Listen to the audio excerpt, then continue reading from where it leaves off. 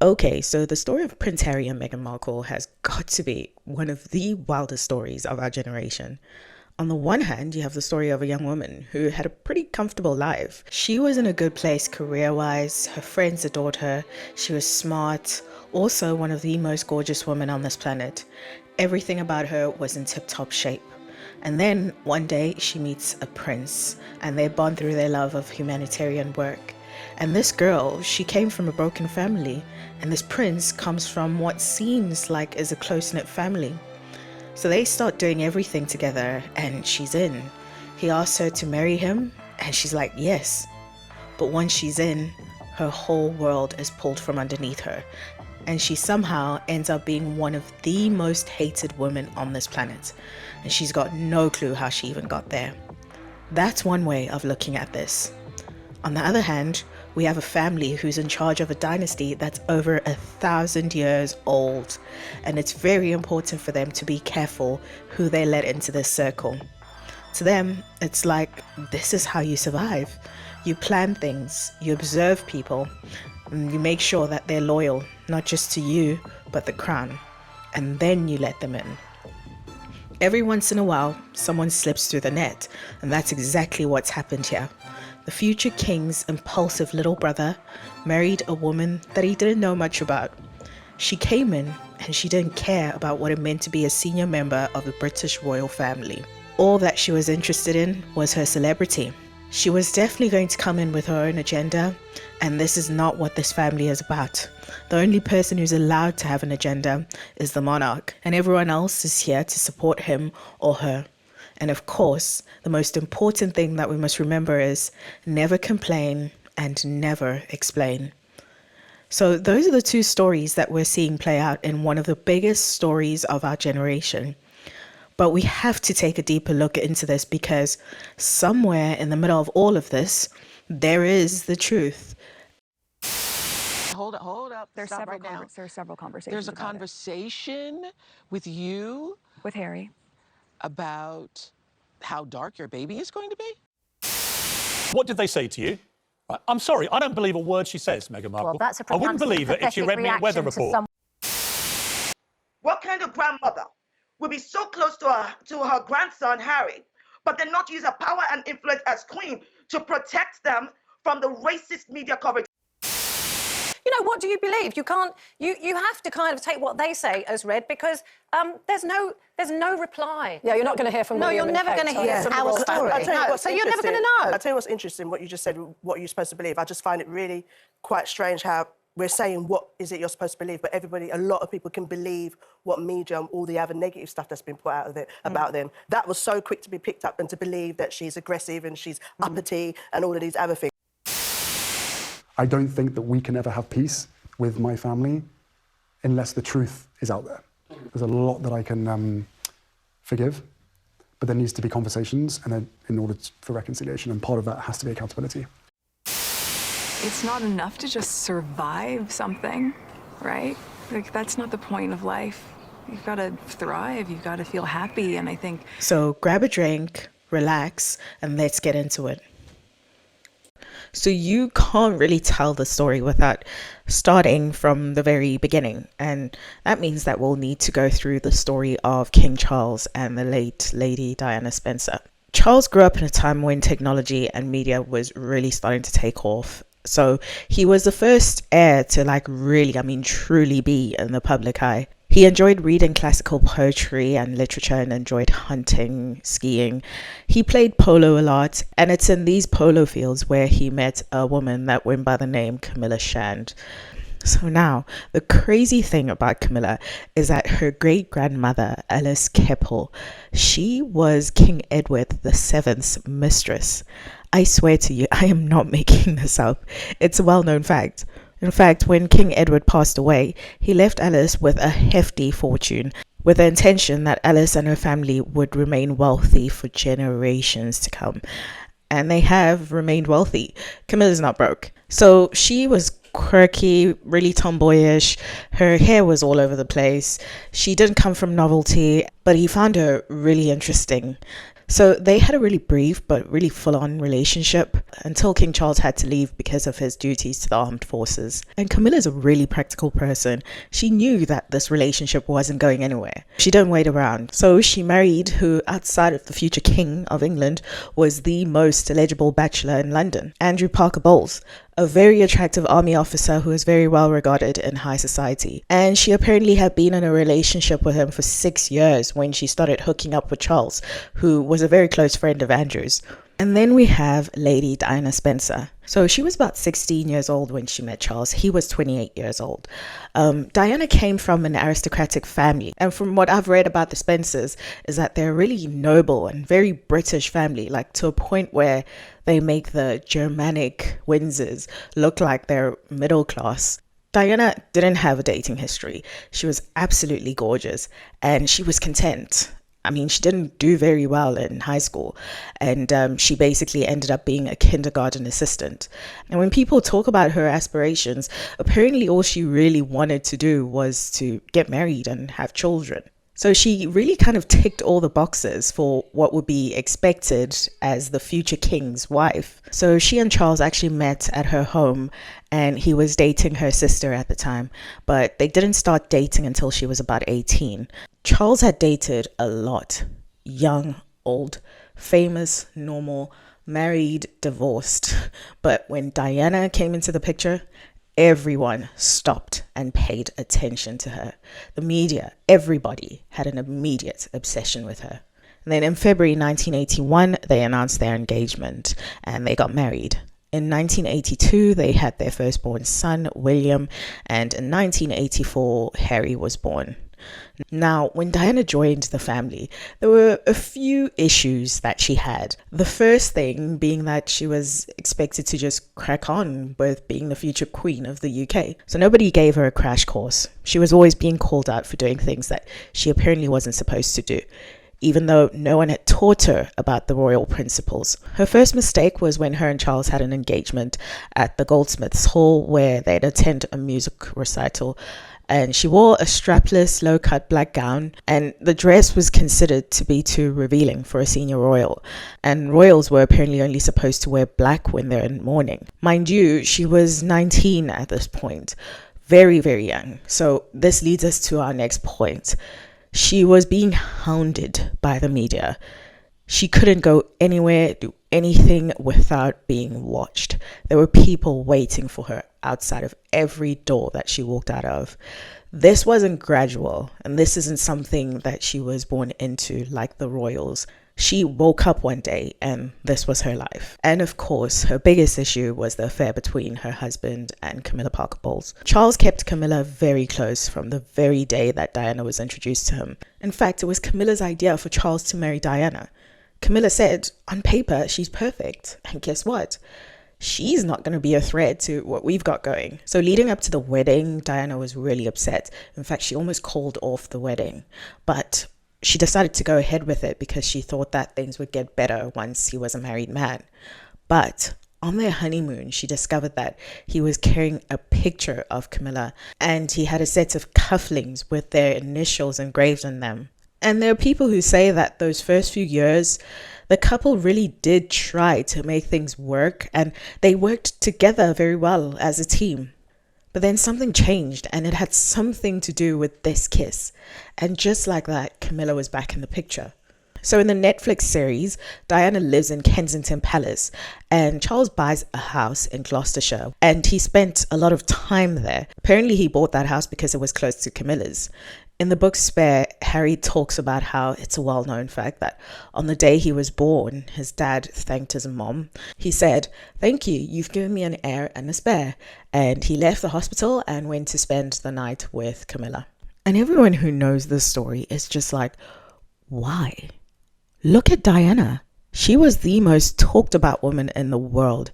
Everyone was in awe of her. On paper, she was the perfect woman. She didn't come with any baggage. She came from a wealthy family and she was a proper MILF. Like, why wouldn't you be able to just like suck it up and just be married to her? People have said it's because Camilla has just got more experience, especially when it comes to the things that they did behind closed doors. And from what we now know, they did sneak off every chance they got to share a bed, apparently. But on the other side, people say that everything that I've just said about Diana, her being the most talked about woman in the world, people being in awe of her, that was the problem. As the future king or queen, your brain gets wired differently. When the rest of us go to normal life skills in school, the heir of the throne gets taught differently. The whole idea of the monarchy is that there's this bloodline that's above everyone else. And as the monarch, the actual leader of this bloodline, you're pretty much taught that you're the closest thing to God. But Diana was constantly upstaging the monarch, and this was a big no-no. In 1984, we had the opening of Parliament, which is one of the most important occasions of the royal year. She arrived with the Queen, and she had worn her hair up, and it showed her neck. Let me tell you that nobody was looking at the Queen. That day, all eyes were on Diana. Even her neck was perfect, and apparently the Queen was infuriated by this. Princess Margaret apparently went to her and said, "Never upstage the Queen again." And then we had their Australian tour where Charles took Diana to his old music school. He was invited by his professor to play some notes on a cello, and he'd completely forgotten how to play the instrument. But he went up reluctantly and he played, and it was the most embarrassing thing ever. But then when Diana was asked to play the piano, she went up on stage. She was a lot more excited about it. And of course, she played beautifully. And this just kept happening. It appeared that there was actually a lot more to this woman than being this shy, little, innocent young woman who could barely get through high school. Camilla, on the other hand, knew how to play the game. She appeared as this plain Jane, but when you spoke to her, that's when you realized how intelligent she truly was. She was smart enough to hold back and not make him feel like he was being talked at. They spoke to each other, and she made him feel like she understood him. She showed interest in the things that he was good at, so he showed off for her a lot. The thing that people will tell you about Camilla is that her whole life is dedicated to stroking King Charles's ego. So anyway, this time around, Diana wasn't a shy 19-year-old girl anymore. She was not having any of it. She outed the relationship, comparing Camilla to a Rottweiler, and then the media was on Camilla. Charles was seen leaving her house. He was hiding in the back of his car, covered up in a blanket. And then we had Camilla Gate. On January 1993, there was a call that was recorded between the two. Yeah, I think you're feeling all well now. Oh, just I want to feel my way along you. I can't bear a Sunday night without you. Oh, God. It's like that program Start a Week. I can't start a week without you.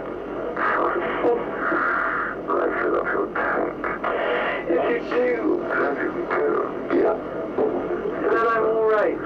And this was it. Camilla and Charles were disgraced. Everybody hated them. Meanwhile, Diana was becoming more popular. First of all, her style. It was impeccable. At this point, she became known as the world's biggest fashion icon. Everything she did, even her hair, was always on point. But of course, the one thing that made everybody fall in love with Diana was her work as a humanitarian. She faced the biggest challenges head on with nobody by her side. At this point, she and Charles were just not even trying to make it look like they were making it work anymore. Charles was just living his life and Diana was living hers. And she pretty much didn't have any friends at all at this point. She was completely cast aside by British high society. So, of course, there are a lot of things that we saw her doing during this time. She was actually one of the first people to really come out as a public figure and try to educate the world about HIV/AIDS, because there wasn't a lot that was known about the virus at this time. And people weren't really sure about how you actually contracted it. So there she was, Princess Diana, on TV, making physical contact with a HIV positive patient. So she was really impactful in educating the world and really breaking the stigma around what people thought that you could or couldn't do around people that had the virus. And then, of course, we had the crazy image of her walking through an active landmine in Angola trying to raise awareness. Diana really was on the ground. She pulled up her sleeves and she did the work. She definitely made the rest of the royal family look like they were just going around the world shaking hands in luxurious banquets. And of course, the one thing that anybody who knows anything about Princess Diana will tell you was that she loved her two boys. She loved William and Harry more than anything on this planet. Don't get me wrong, I mean, she wasn't squeaky clean herself. She did date a few people. I mean, technically while she was still married, even though her husband was basically not talking to her. She had been linked with her bodyguard, who I think also passed away in a car accident. And she also knew how to use the media to advantage. On the day that Charles did an interview where he admitted his affair with Camilla, and the rest of the world was like, oh, yeah, I mean, thanks, but we already knew this was happening. She appeared at an event wearing this famous LBD, and this took away from the attention that Charles was getting from his interview. And it just reminded people like, Charles, like, how could you leave her? So yeah, they separated in 1992 and they're officially divorced in 1996. But before that, in November 1995, Diana sat down with Martin Bashir and she did the famous Panorama special, and she didn't hold back. She told the world everything. So this completely shook the world. William, who was at Eton at the time, was definitely probably the most affected person by all of this because he was a teen. He had seen things and heard things and was grown enough to understand what was happening, like what was really happening between his mom and his dad and Camilla. But now, all his friends, everybody that he knew in school, they were all watching this interview. So everybody knew the most personal details about his family. And Diana did actually go to Eton before the interview to let him know about it and explain that there was nothing for him to be worried about. But William obviously had a lot to be worried about. Harry, on the other hand, didn't know anything about the interview. He was at Ludgrove and the school made sure that he was fully shielded from everything, and he had as much of a normal life there as possible. I mean, besides the fact that there were bodyguards all over the school fields and he was being watched constantly. Yeah, he had a normal life. To me, this is where the two brothers differ.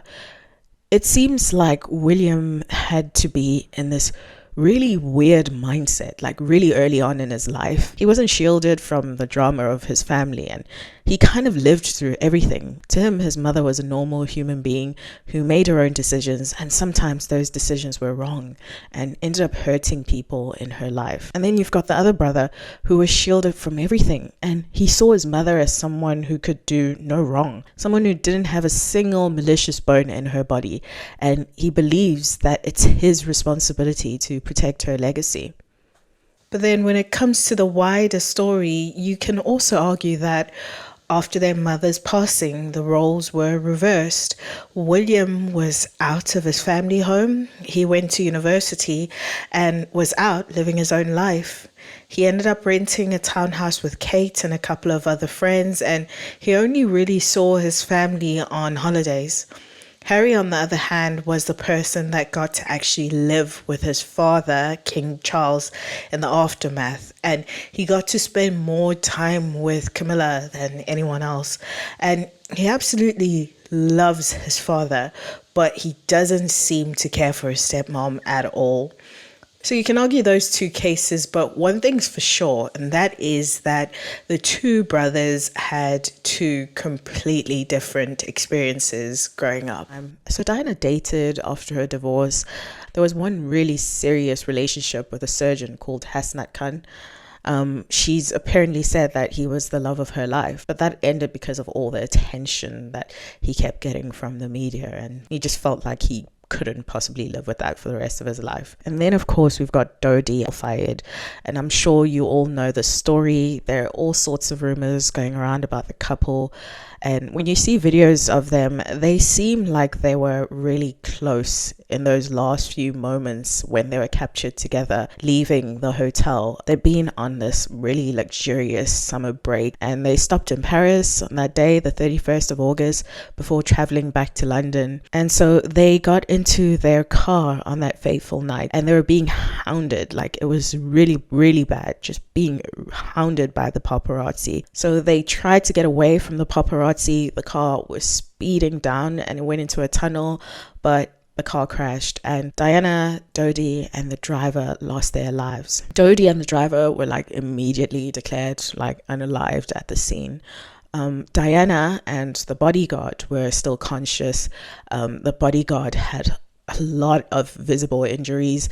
When he got to the hospital, he had to be put into a coma. Diana was in and out of consciousness. There's this famous story about how at some point she woke up and asked what's happened, and she didn't really have any external injuries, unlike everyone else that was in the car, but her injuries, like her real injuries, were internal, and it was just so bad. I don't even think that I can talk about it on YouTube because of community strikes. So the ambulance got there, they got her out the car, and as soon as they got her out the car, she lost consciousness and she went into shock. And when they got her to a hospital, finally, they tried to do everything that they could to save her, but she eventually lost her life. Now, there's a lot that's been said about this because, firstly, Diana wrote letters. There was a letter that I think she sent to her friend and another that she sent to her butler where she says, if something happens to me, it wasn't an accident.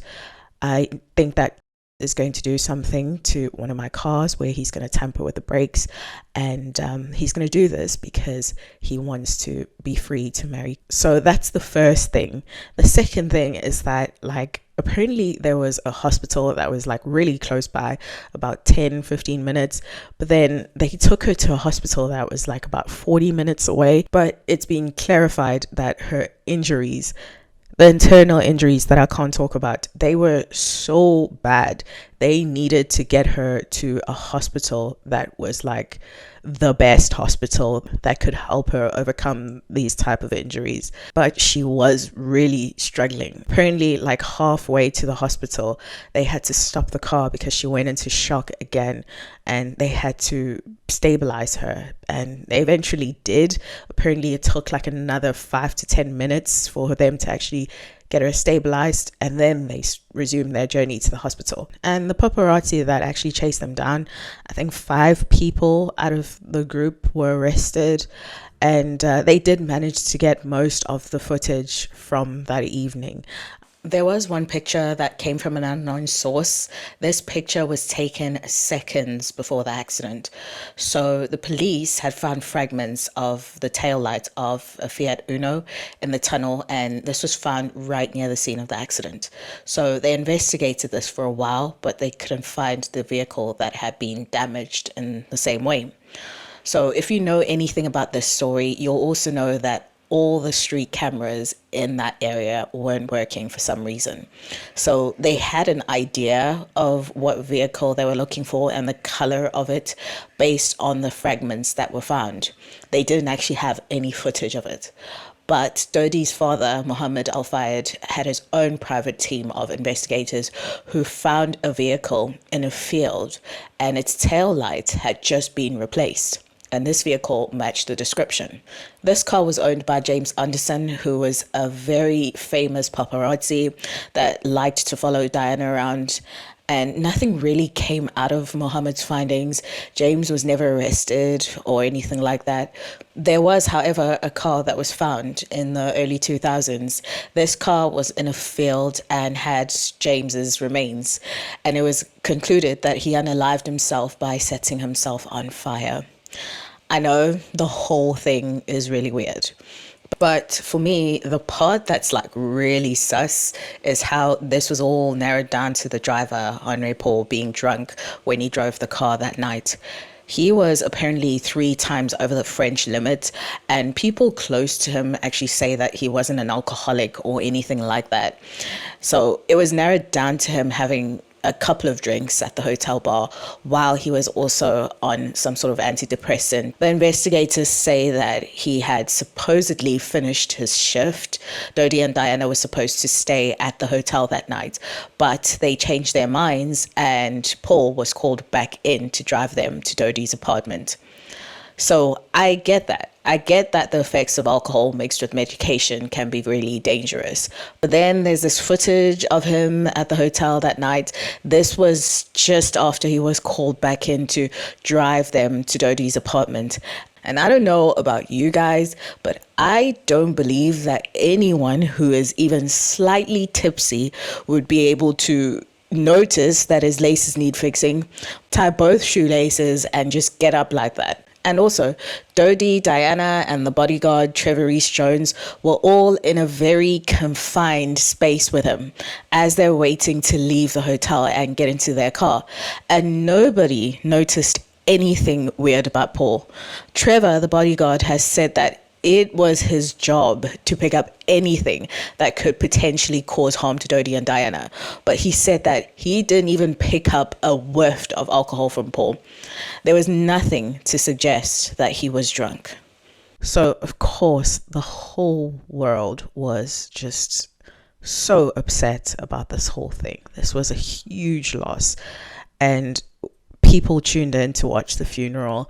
And there was that image that nobody will ever forget, watching the two boys at 12 and 15 walking behind their mother's coffin, and Harry especially, like, he was so young. They couldn't show their emotions, they just had to get on with it. And the person who's actually standing in between them is Diana's brother, who was very much against this whole thing. And he said that the only way that my family is going to stand aside and watch you guys do this is if I am at least right there next to them. He was really, really angry that they had to do this. Now, Prince Charles obviously wasn't only dealing with everything that had been said about him having an affair, he was now being blamed for all of this because everyone felt like if he didn't leave his wife to be with Camilla, she wouldn't have been in that situation. She wouldn't have been there that night. She probably would have been at home with her family. And even if she wasn't at home with her family, she would have been very heavily protected by the security that the royals travel with. But Diana had actually stripped down her security. So yeah, the whole world just found another reason to not like him. But he stepped up. He stepped up as a father, and Harry, who absolutely loves his dad, he talks about how his father's paternal instincts aren't exactly on point, and he doesn't blame him for this. Like, the Queen apparently went on a royal tour and she was gone for months when King Charles was about 6 months old apparently, and she came back and she shook his hand. That's the kind of mother that he had. The Queen has always been accused of being more focused on her role as the monarch and making sure that her family's legacy remained intact, and that she wasn't really a mother figure to her children. All her children had some sort of weird scandal when it came to relationships. So, like, straight off the bat, you can tell that there is something fundamentally wrong with this family. The firm is doing well, it's in great shape, but the family isn't. This is the foundation of Harry's life. These are things that any normal child would grow up wanting to change about their family.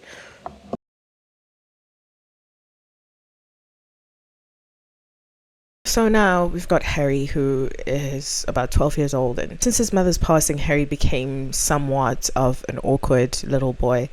And he was fully aware of that. He found a way to cope with his mother's passing, and that was by telling himself that she was in hiding. So he just believed that all of this was a temporary thing, that his mom was hiding. She wanted to get away from the media and all the attention, and she just wanted to have a normal life, and one day she'd be back to get him and William back.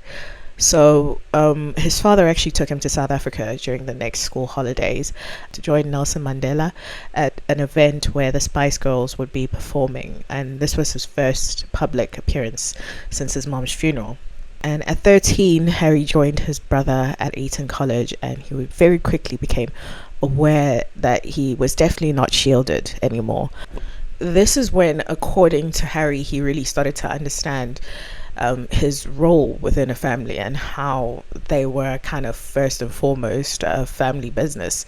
And William went to St. Andrews University where he met Kate, and the two studied art history, and William later changed his degree and he studied geography. So now there's this whole story, which we'll get into a bit later, about how this wasn't a coincidence, how William and Kate ended up being in the same university at the same time, studying the same thing. Apparently, she was supposed to be in another university and she was supposed to be there a year earlier.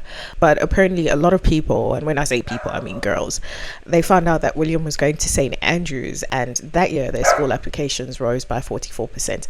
And I don't blame them. I mean, William was not struggling in the looks department. Girls went crazy over him. But Kate won him over after he saw his friend and roommate at this point walking at a charity fashion show wearing this ensemble. So Harry really liked Kate, and to us as the public, it looked like he had an incredible relationship with William and Kate. But during this point, Harry was constantly in the front pages of the newspapers, and it was never for any good reason. So the media ran a story about Harry when he was in his early teens, about him being out of control, taking drugs and drinking.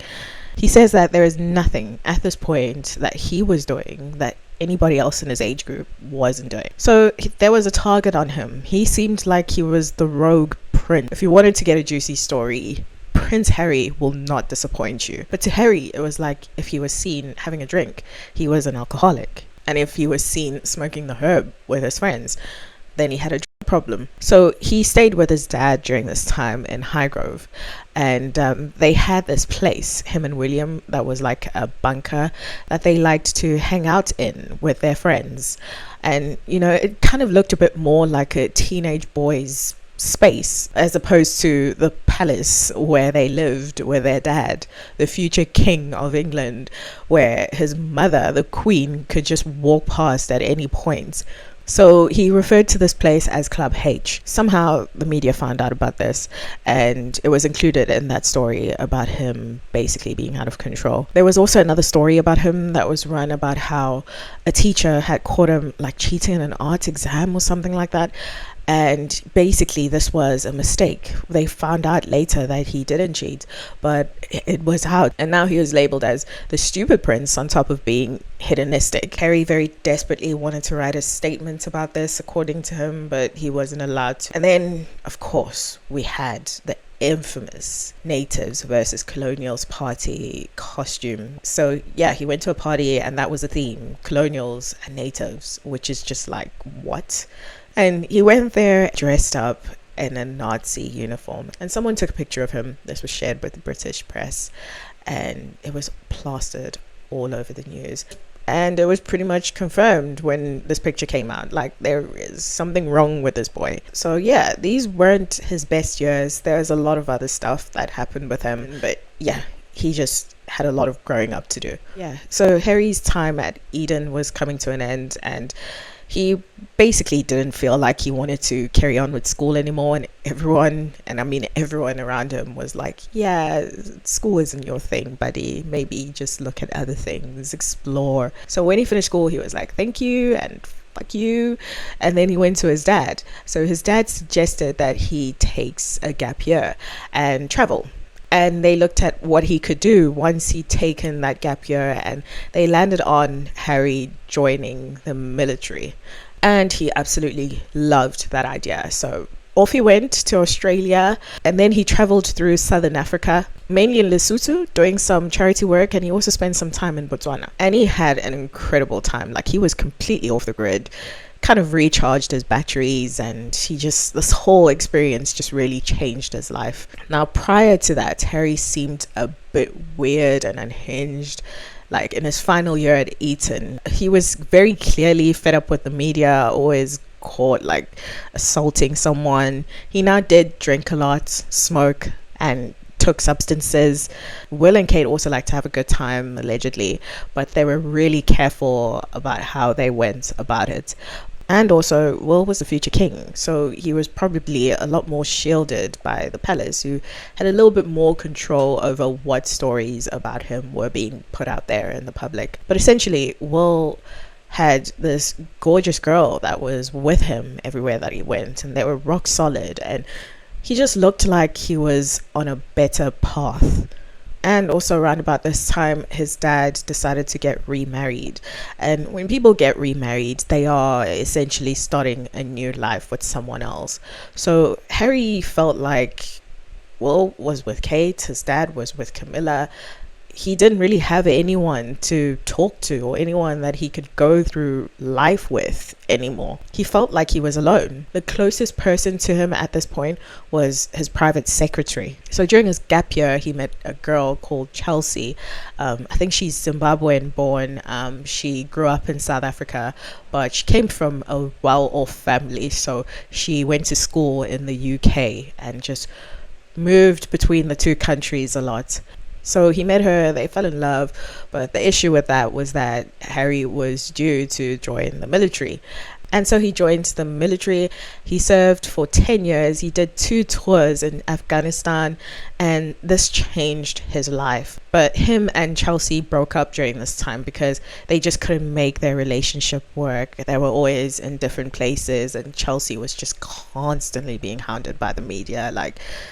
So then Harry at this point found himself being a full-time senior royal, and he didn't really know what to do with himself, but he came up with a brilliant idea. So he spent 10 years of his life in the military, and he had seen a lot. He'd lost friends along the way, and he really wanted to do something about that experience. And so he started the Invictus Games, which is like the Olympics, an international sporting event for wounded, injured, or even sick service personnel and veterans. Now, the weird thing about this that we find out from Harry's book, Spare, is that when he pitched the idea to the royals, they were like, yes, sounds like a brilliant idea, go for it. But William didn't find out about this until it had already been given the green light. And when he told William about it, William was just like, what? Why would you do that without speaking to me first? And William was just apparently like, I really don't think that you should have done that without consulting it with me first. Which, if it's true, is a very, very odd thing. It is pretty weird that your brother does this thing that everyone sees as incredible and he wants to turn his life around, and you as his older brother kind of want to take this event that's not about you, it's about other people, that servicemen and personnel that have gone through traumatic experiences, and you're kind of making this about you and your personal vendetta or whatever it is with your brother. But anyway, the first Invictus Games were a massive success.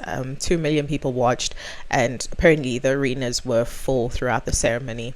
And then William and Kate got married not long after this, and it just seemed like it was just such a gorgeous event. Kate looked absolutely stunning in her dress, and a lot of women around the world were very upset that William is officially off the market. But the nice thing about this is that you just saw the brothers like traveling together, and it just looked like there was just so much unity in this family who'd been through so much. You're seeing William getting married to like pretty much the first person he's fallen in love with, and Harry, who's now grown so much from the rebel teenage boy that we were hearing about so much in the news. But of course, there was a lot of interest in Harry's romantic life, and he dated a few other women, including the late Caroline Flack, Cressida Bonus, and they all said the same thing. Once the news broke out and the media started following them and harassing their families, things would turn sour and the media would put a lot of pressure on them. Like Harry would say that the girls that he was seeing during this time were all put off by the exact same thing, the level of scrutiny that they were all under. And it sounds like a really horrible thing when he explains exactly how bad it would get, but also I do think that there was a bit of him as well not being really sure about these relationships, and he hadn't really found like that person. And the 2010s, according to him, were like a really bland time. Like, he had a pretty shitty little bachelor life. Like, he became a stoner and became a bit of a hermit, watched a lot of Friends on his weird little cottage little situation. It was weird.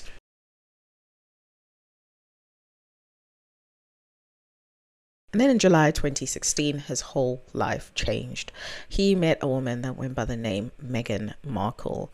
Meghan was born in LA on the 4th of August 1981 to parents Thomas Markle, who was a lighting director, and Doria Ragland, who was a social worker and former makeup artist and yoga instructor. The things that she ended up doing later in her life were a mixture, actually, between both of her parents. She ended up acting because of her dad, obviously. She was taught to give back and to empower people by her mother. She attended Hollywood Little Red Schoolhouse, and at age 11, she wrote to Procter & Gamble to gender neutralize and dishwashing advert commercial on national television. There's a lot that's been said about this now, because there are people saying that she made it seem like this was her thing that she did just out of a whim one day, but it was a class assignment. So let's clarify this. During a social studies class assignment, the teachers made them sit down and watch the news. And during the broadcast, a few adverts came on because they wanted to see what the kids would pick up from what's being said in the world. And Meghan and a few other kids in her class noticed this advert that was about a dishwashing liquid, and I think the wording was that a lot of women across America are stressed out every day about how they're gonna wash the dishes. So this was slightly annoying to some of the kids, and some of the other kids, I think mostly boys from her class, thought that it was funny. And I think one of them made a comment saying that, yes, women do belong in the kitchen washing dishes. This advert gets it, or something along those lines. And this really frustrated Meghan. So she took it upon herself to write a letter and ask them to change the wording of the advert. And the company did. They changed the words of the advert. I don't think she's ever said that one day I was just sitting at home and I noticed this advert and it really offended me. She has mentioned that they were at school watching something as part of an experiment. And I think that if anyone should be annoyed or frustrated with this whole situation, I think they should actually take it up with Nickelodeon, who are the ones that actually put Meghan and her story on the spotlight, as opposed to the other kids who were also in her class. I think the whole class was annoyed by this because of that one boy, or that group of boys who made that comment. But Meghan is the one that took it upon herself to write something and suggest that the advert be worded differently. So she went on to graduate from Immaculate Heart High School in Los Angeles, which is an all-girls Catholic school, and she took part in plays and musicals at the school where her father helped with lighting. During her teenage years, she worked at a local frozen yogurt shop and a donut shop, and later as a nanny and waitress. And she also volunteered at a soup kitchen in Skid Row. In 1999, she was admitted to Northwestern University, where she joined Kappa Kappa Gamma sorority.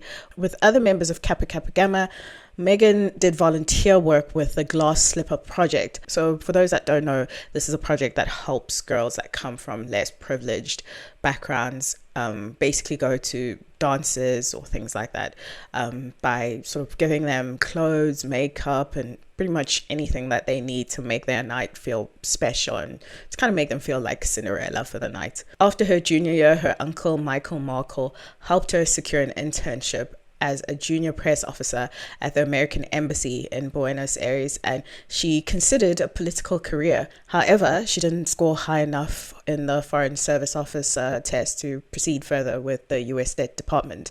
and she returned to Northwestern University. She also attended a study abroad program in Madrid, and in 2003, she earned her bachelor's degree with a double major in theatre and international studies. To support herself between acting jobs, she worked as a freelance calligrapher and taught bookbinding. And she's spoken about how she actually experienced some difficulty getting roles during this time because of the color of her skin. She was considered to be ethically ambiguous. She was not white enough for the white roles and not black enough for the black roles. Her first on-screen appearance was a small role as a nurse in an episode of the daytime soap opera General Hospital, a show for which her father served as a lighting director. Meghan had small guest roles on the television shows Century City, The War at Home, and CSI New York. Meghan also did several contract acting and modeling jobs. Between 2006 and 2007, she worked as a briefcase girl on 34 episodes of the US version of the game show Deal or No Deal. She appeared on Fox's series Fringe as junior agent Amy Jessup in the first 2 episodes of its 2nd season. Meghan appeared in small roles in the films Get Him to the Greek, Remember Me, produced by her then partner Trevor Engelson, and the film Horrible Bosses in 2011. Then, in July 2011, she joined the cast of the USA Network show Suits. Her character, Rachel Zane, began as a paralegal and eventually became an attorney. While working on Suits, she lived for 9 months every year in Toronto. And obviously, this was the big role that Meghan got. This was where most people know her from. So around about this time, she also founded The Tig, which was a lifestyle blog that became very successful. She basically wanted this to feel like it was 2 best friends just talking about food, traveling, fashion, books. She also spoke a lot about world issues. She wrote op-eds about being biracial, and she also did some work on world hunger activism. And she was also, of course, very well known for being a feminist. So she always has, and she continued even when she started to become a bit more successful, to do a lot of charity work. So between 2011 and 2016, she volunteered in soup kitchens in Toronto while she was filming Suits. And in 2014, she spoke at the 2014 summit for the international charity One Young World and attended the 2016 opening ceremony in Ottawa. She toured Afghanistan and Spain with the United Service Organization. And in 2015, she became a UN Women's Advocate for women's political participation and leadership. So that same year, she gave a speech at the UN on International Women's Day. In 2016, she became a global ambassador for World Vision Canada, traveling to Rwanda for the Clean Water campaign. So she's done a lot. She's someone who has always been working really hard and always just really focused on giving back to her communities. So Meghan was married to Trevor Engelson. They started dating in 2004 and got married in 2011, right after she got her big break on Suits. But things didn't work out for the couple. Apparently they wanted different things in life. And in 2016, after 5 years of being married, they got a divorce. So she dated after her divorce, but in the summer of 2016, she was doing the whole eat, pray, love thing. She was single again. But this came to a very abrupt end when she met Prince Harry. So in November 2016, rumors started to spread that the couple were together. And then the Daily Mail covered a story about their relationship, saying that Harry's girl is almost straight out of Compton. The gangster home of her mother is revealed. And another story came out, Harry to marry into gangster royalty. And it was a bit weird. They've never lived in Compton. And even if she was from Compton, why is this relevant? Why is she being measured by the number of crimes that are being committed by the people that she doesn't know? And then again, the Daily Mail, just a few days later, came out with another story. It was an essay from Rachel Johnson, who is the sister of the former Prime Minister Boris Johnson, saying that Meghan would do something genetically to the royal family. Meghan's rich and exotic DNA would improve the royal family's watery, thin blue blood. Like the newspapers, all that they could talk about was her race. Like it wasn't even a case of her being mixed race. No, it was the blackness of Meghan. So they made their first appearance, obviously, at the Invictus Games in 2017 in Vancouver. And when we saw the couple, they looked like they were having the time of their lives. But if you paid attention, it was very clear that they weren't. Things just got worse. Like, they found out that Meghan's neighbors were being paid by tabloids to have a camera facing Meghan's house. This was reported to the police because this was like looking straight through her window. But they said that there's nothing that can be done. Like, she'll have to live with the blinds down. And then the set of her show also had to be secured because there were just random people showing up, clearly looking for her. People were being offered money, friends, family, including her mom, to do exclusive interviews. Like, every outlet out there was trying to be the one with the scoop on Meghan. And these were UK tabloids, by the way. So Simon Rex told Entertainment Weekly that he was offered $70,000 to claim that he had slept with her. So when did you come into the picture? Because as we were talking just before we came up here, and there were windows of the relationship between Harry and Meghan, obviously. When did you and your security team come into the picture, and who was paying for it? Well, once the announcement was made that Harry and Meghan were dating, everything just took off. And there was some rumors prior to the announcement, and we had some paparazzi outside the house. Once the announcement was made, NBC Studios contacted me and asked if I was available to provide the security protection for Meghan because things were just getting out of control. There was death threats coming in. The paparazzi were trying to get onto the studios and everything else. So I moved in, the announcement was made, and it went from 3 paparazzi outside the house to 50 paparazzi and the satellite trucks and everything else. Wow. So the complete neighborhood was disrupted. You know, it was a quiet neighborhood. You could walk your dogs. The cleaners would come in and everything else. Once the announcement was made, all of this shut down. And the paparazzi were trying to get into everything. And the media just kept pressing and pressing and pressing until Harry just felt like he did not have any other choice. And then Kensington Palace released the following statement.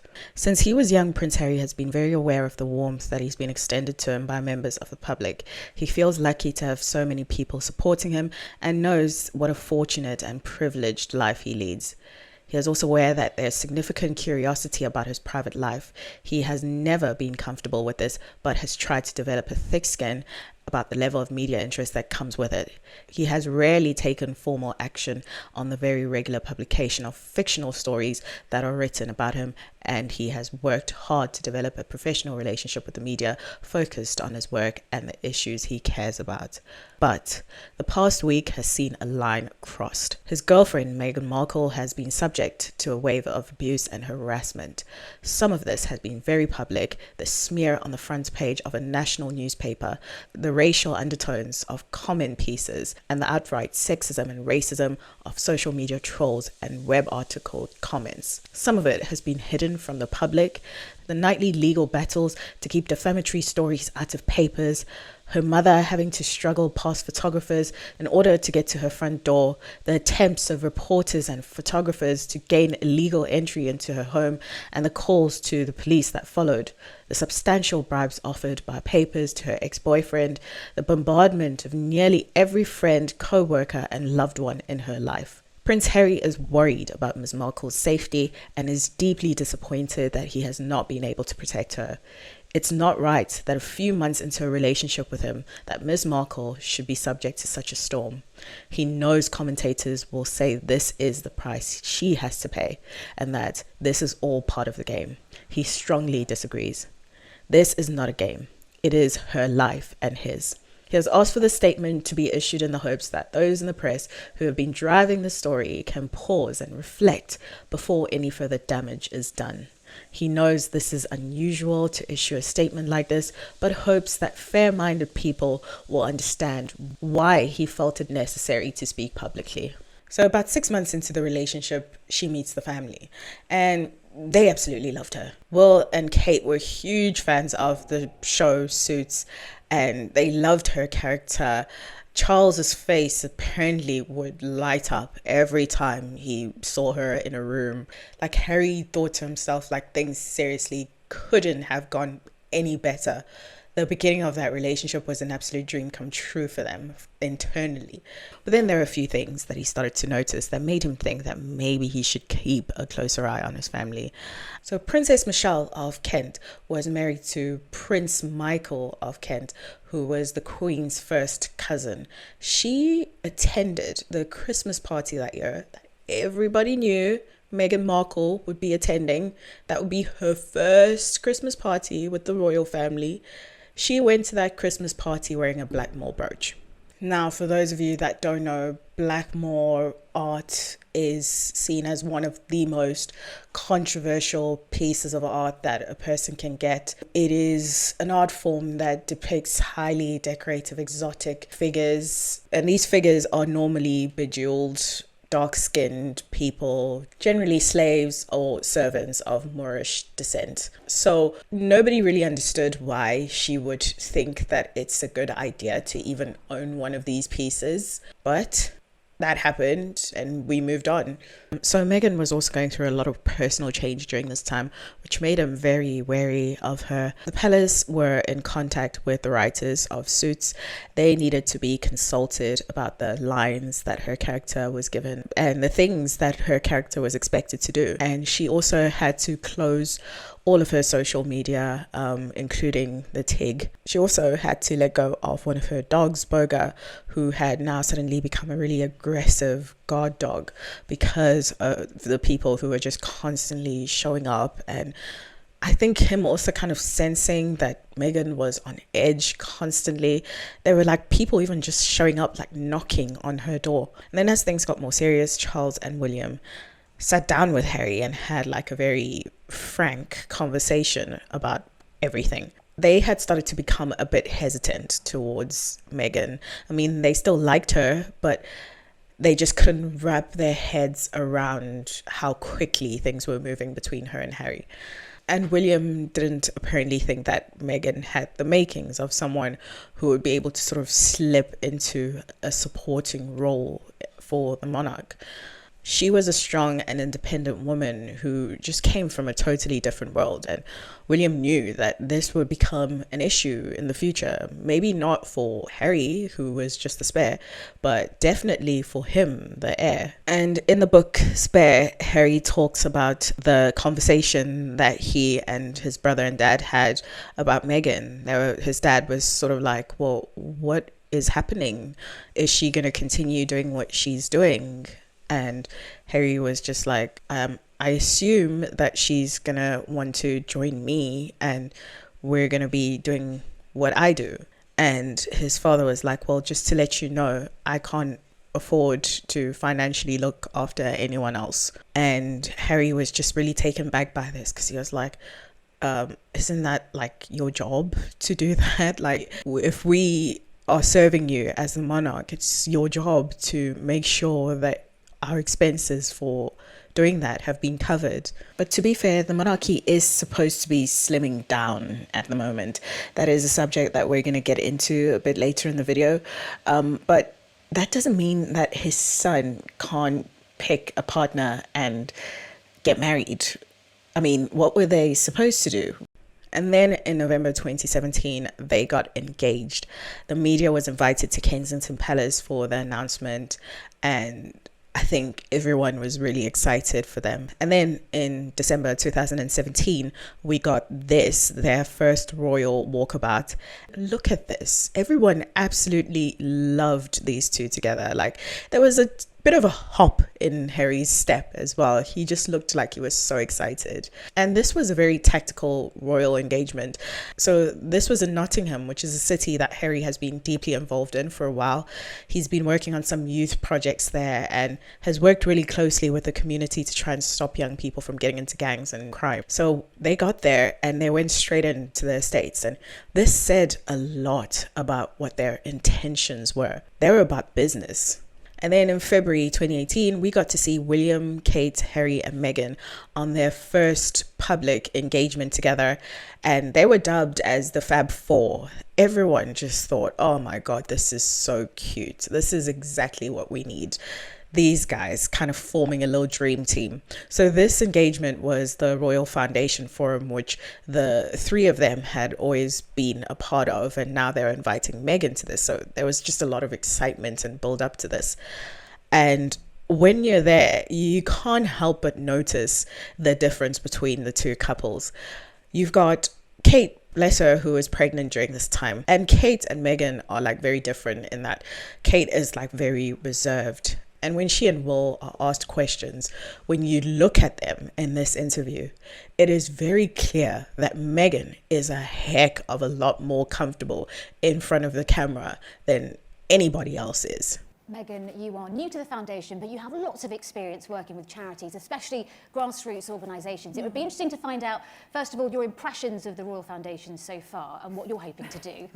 Don't be too critical. Yeah, no, of course. Well, obviously, it's incredibly exciting. And yes, I think for me, it's been a very long time working on cause-driven work, specifically with women and girls' rights. But, you know, to see the model of the foundation is really interesting because while I've worked with larger NGOs, I've also worked with really small grassroots organizations where you can see a higher level of impact. What's interesting is I hear a lot of people saying when speaking about girls' empowerment, finding and knowing their worth, or women's empowerment as well, you'll often hear people say, well, you're helping women find their voices. And I fundamentally disagree with that because women don't need to find a voice. They have a voice, they need to feel empowered to use it, and people need to be encouraged to listen. And this is, I'm pretty sure, the moment where it also became very evident to William that this is what we're letting ourselves in for. This woman is always going to try to be at the forefront. She's always going to try and outshine us. Like, she looks like she's been rehearsing for this her entire life. Like, look at her. Look at how comfortable she is in front of the camera. But then there was one other thing that we now are paying a lot more attention to now that we know exactly what was going on in the background. When the foursome or the Fab Four were asked if they ever have any disagreements, this is what they said. And I have to ask you, all the work you do together is great, but working together as family, do you ever have disagreements about things? Oh, yes. healthy disagreement. Okay, the last thing you disagreed on, how do you resolve it? I can't remember, they come so thick and fast. But is it resolved? We don't know. Oh, we don't know. Well, you're putting on a great show. So it's around about this time when we were introduced to Thomas Markle, Meghan's dad. So a few weeks before the wedding, Thomas started selling pictures that were staged to the media. And these were absolutely ridiculous. Like, there's one where he's in a cafe reading a book about British history, like him sitting right next to the window with a cover page that clearly positioned in a way that allows us to see this. And there's another of him in an internet cafe looking at pictures of Meghan and Harry and the royal family. I mean, like, surely there must have been other more private places for him to do this internet search, but no, he chose to go to a public internet cafe. And basically a video came out of him meeting with someone. They speak to each other and then he goes off, he does his thing, and then the person just starts taking pictures of him. Then, according to Harry and Meghan, they spoke to him and they asked him about this and he denied everything. So they started to get worried and they're like, okay, well, this means that you need to come up here, because he was due to go to England for the wedding anyway. You need to come up to England now because we need to protect you from this. Like, it seems like they're following you everywhere. And then her dad replied saying that, you know, I've got things to do. Let's just stick to our plan. And then he eventually got to a point where he stopped picking up their calls and stopped replying to their text messages. Not long after this, there he was, Thomas Markle, Father of the Year, giving TMZ an exclusive interview on Meghan Markle. We just broke a big, fat story on our website. This is really crazy. The royal wedding has been completely derailed. It has. Meghan Markle was supposed to be walked down the aisle by her father, and we found out from her father, not only will he not do that, he's not going to attend the wedding at all. No. He told me he had a heart attack 6 days ago, which is crazy, and checked himself out of the hospital so he could go to England. Free Thomas Markle. And now he said he feels so bad for everybody that he's just taken himself out of it. Free Thomas Markle. Free Thomas Markle, man. Tommy Marks, baby. Come on, man. Get this man to the wedding, man. And I remember how the media just had a field day with this. I remember thinking, like, how is this happening to her right now? She is getting married into the royal family out of all families. And now she's being exposed for having the dodgiest father on this planet. And it's all just playing out like so publicly. She's supposed to be excited about her wedding that's just a few weeks away, but no, this is what everyone's talking about right now. So yeah, they messaged him and he just seemed like he was very unapologetic about the whole thing. He said something along the lines of like, excuse me if my heart attack came at an inconvenient time for you. Like, imagine finding out that your dad had a heart attack through a media company that has paid him to do an interview and that he's not coming to your wedding. So despite everything that they had to deal with at this time, in May 2018, Harry and Meghan got married. And I just remember how much excitement was in the air that weekend. People came from all over the world. They came to London to be a part of the celebration.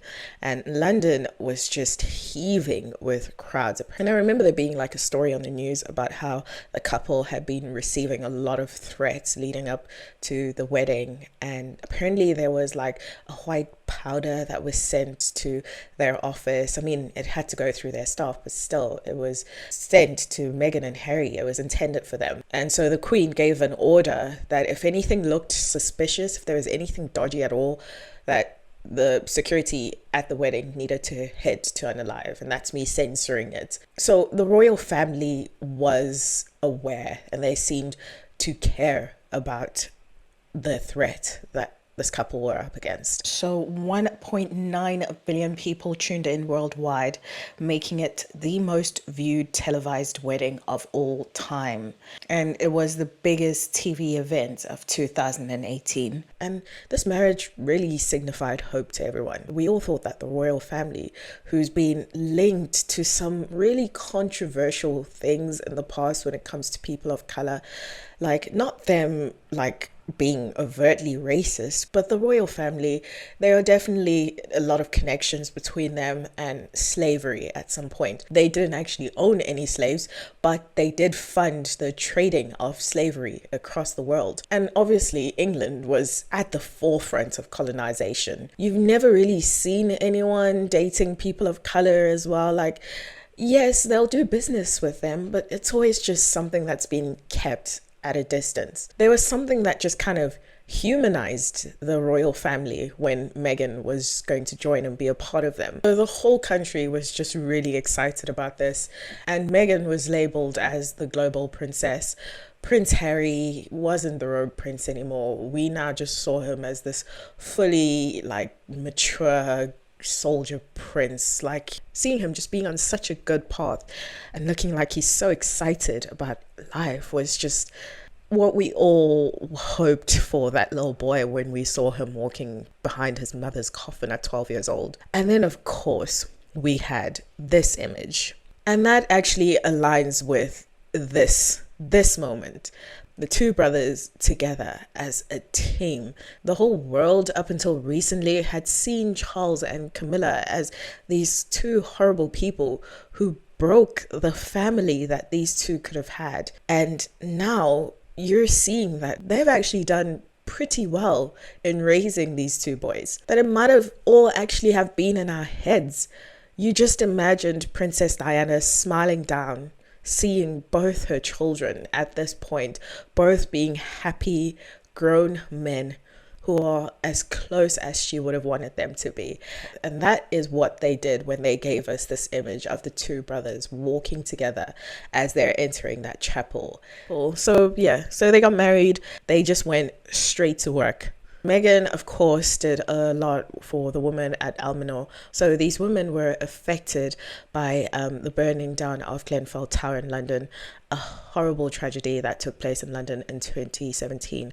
And I remember waking up and seeing this on the news, just watching it happen. That day, 72 people lost their lives and many families were left homeless and had lost everything. And then at this point, stuff started coming out about how the residents, who were mostly immigrants, had been complaining about the state of the building and had raised a lot of safety concerns. And there was this whole thing about how the council introduced budget cuts. Like, mind you, this is like right opposite Kensington, which is one of the richest areas in London. So anyway, Meghan met with some of the women who were the survivors that were provided with shelter in hotels. So they couldn't cook. They had takeaway every day. So these women went to a local mosque and asked if they could use the kitchen to cook for their families. And they were able to do this twice a week. And I say they, but there was really one woman who started this, and it just kind of grew, and a small group of other women joined in. So then Meghan heard about it, and she asked if she could come and see what they were doing. She got in, she helped with the cooking, and when she came in, she didn't shake any hands. She followed their way of greeting. So anyway, they told her about how they would like to do more of this. And she was like, well, why don't you? Why do you only meet twice a week? And they said that they just don't have the funds. And she was like, well, let's raise the funds then. She came up with this idea for them to make a cookbook, and they did. And this was a book called Together. And the first speech that she made as a member of the royal family was actually her launching this book. So this project was really successful. The cookbook generated over £1 million and became the Royal Foundation's most successful fundraising project. The book sold over 130,000 copies, thus achieving New York Times bestseller status. It did really well, particularly in the UK and the US. And the funds generated by the cookbook were used to support the Hub Community Kitchen, allowing it to continue its important work of providing meals and community support for those affected by the Grenfell Tower fire. And guys, this was Meghan's first project as an official member of the royal family. So her first royal engagement with the Queen was quite soon as well after the wedding. She says that this day was just incredible. She got to spend the whole day with the Queen, and she had the time of her life. They had breakfast together. They even traveled on the royal train. Meghan said that she was so lovely to her that the Queen even had a little blanket for them to cover up in when they were traveling in the car. And that day was also the 1-year anniversary of the burning of Grenfell Tower, and they honored that with a moment of silence. So Meghan also attended the memorial of Stephen Lawrence, who was an 18-year-old boy that was unalived in London whilst he was waiting for a bus by a group of boys. This is a story that the people of the UK are actually struggling to get past, because firstly, the fact that a young man's life was just taken for no reason. They just walked up to him and his friend at a bus stop, started talking shit, and they unalived him. And secondly, because of how poorly this was all handled by the police. It just didn't seem like it was a priority for them at all. People felt like there was no sense of urgency until the social unrest started to unveil. And Nelson Mandela got involved. He literally came from South Africa to stand with Stephen's family and try to bring awareness to this whole situation. That's when the police decided to start arresting some people. So yes, Meghan and Harry attended the memorial, and at that point it was the 25th anniversary, and only 2 people from the group that attacked Stephen had been arrested. But Meghan and Harry attended the event, and Harry spoke as the guest of honor. This was huge. And then in August 2018, they embarked on the Australian Royal Tour. At this point, they were pretty much superstars. The tour was ridiculously successful. It was all over the news, and the media actually noticed how much of a control freak Meghan was, but in a good way, because there was this file that she carried with her, and this file had her own research. She had every single detail about the places they would visit and who they were going to meet, and and everyone was just like, oh my goodness, she's so professional. Like, Meghan just wants to be on her A game. But what we didn't know is that, yes, she wanted to be on her A game, but also she was carrying this file a lot because she was hiding a little secret. But during the tour, they announced that they were actually expecting their first child.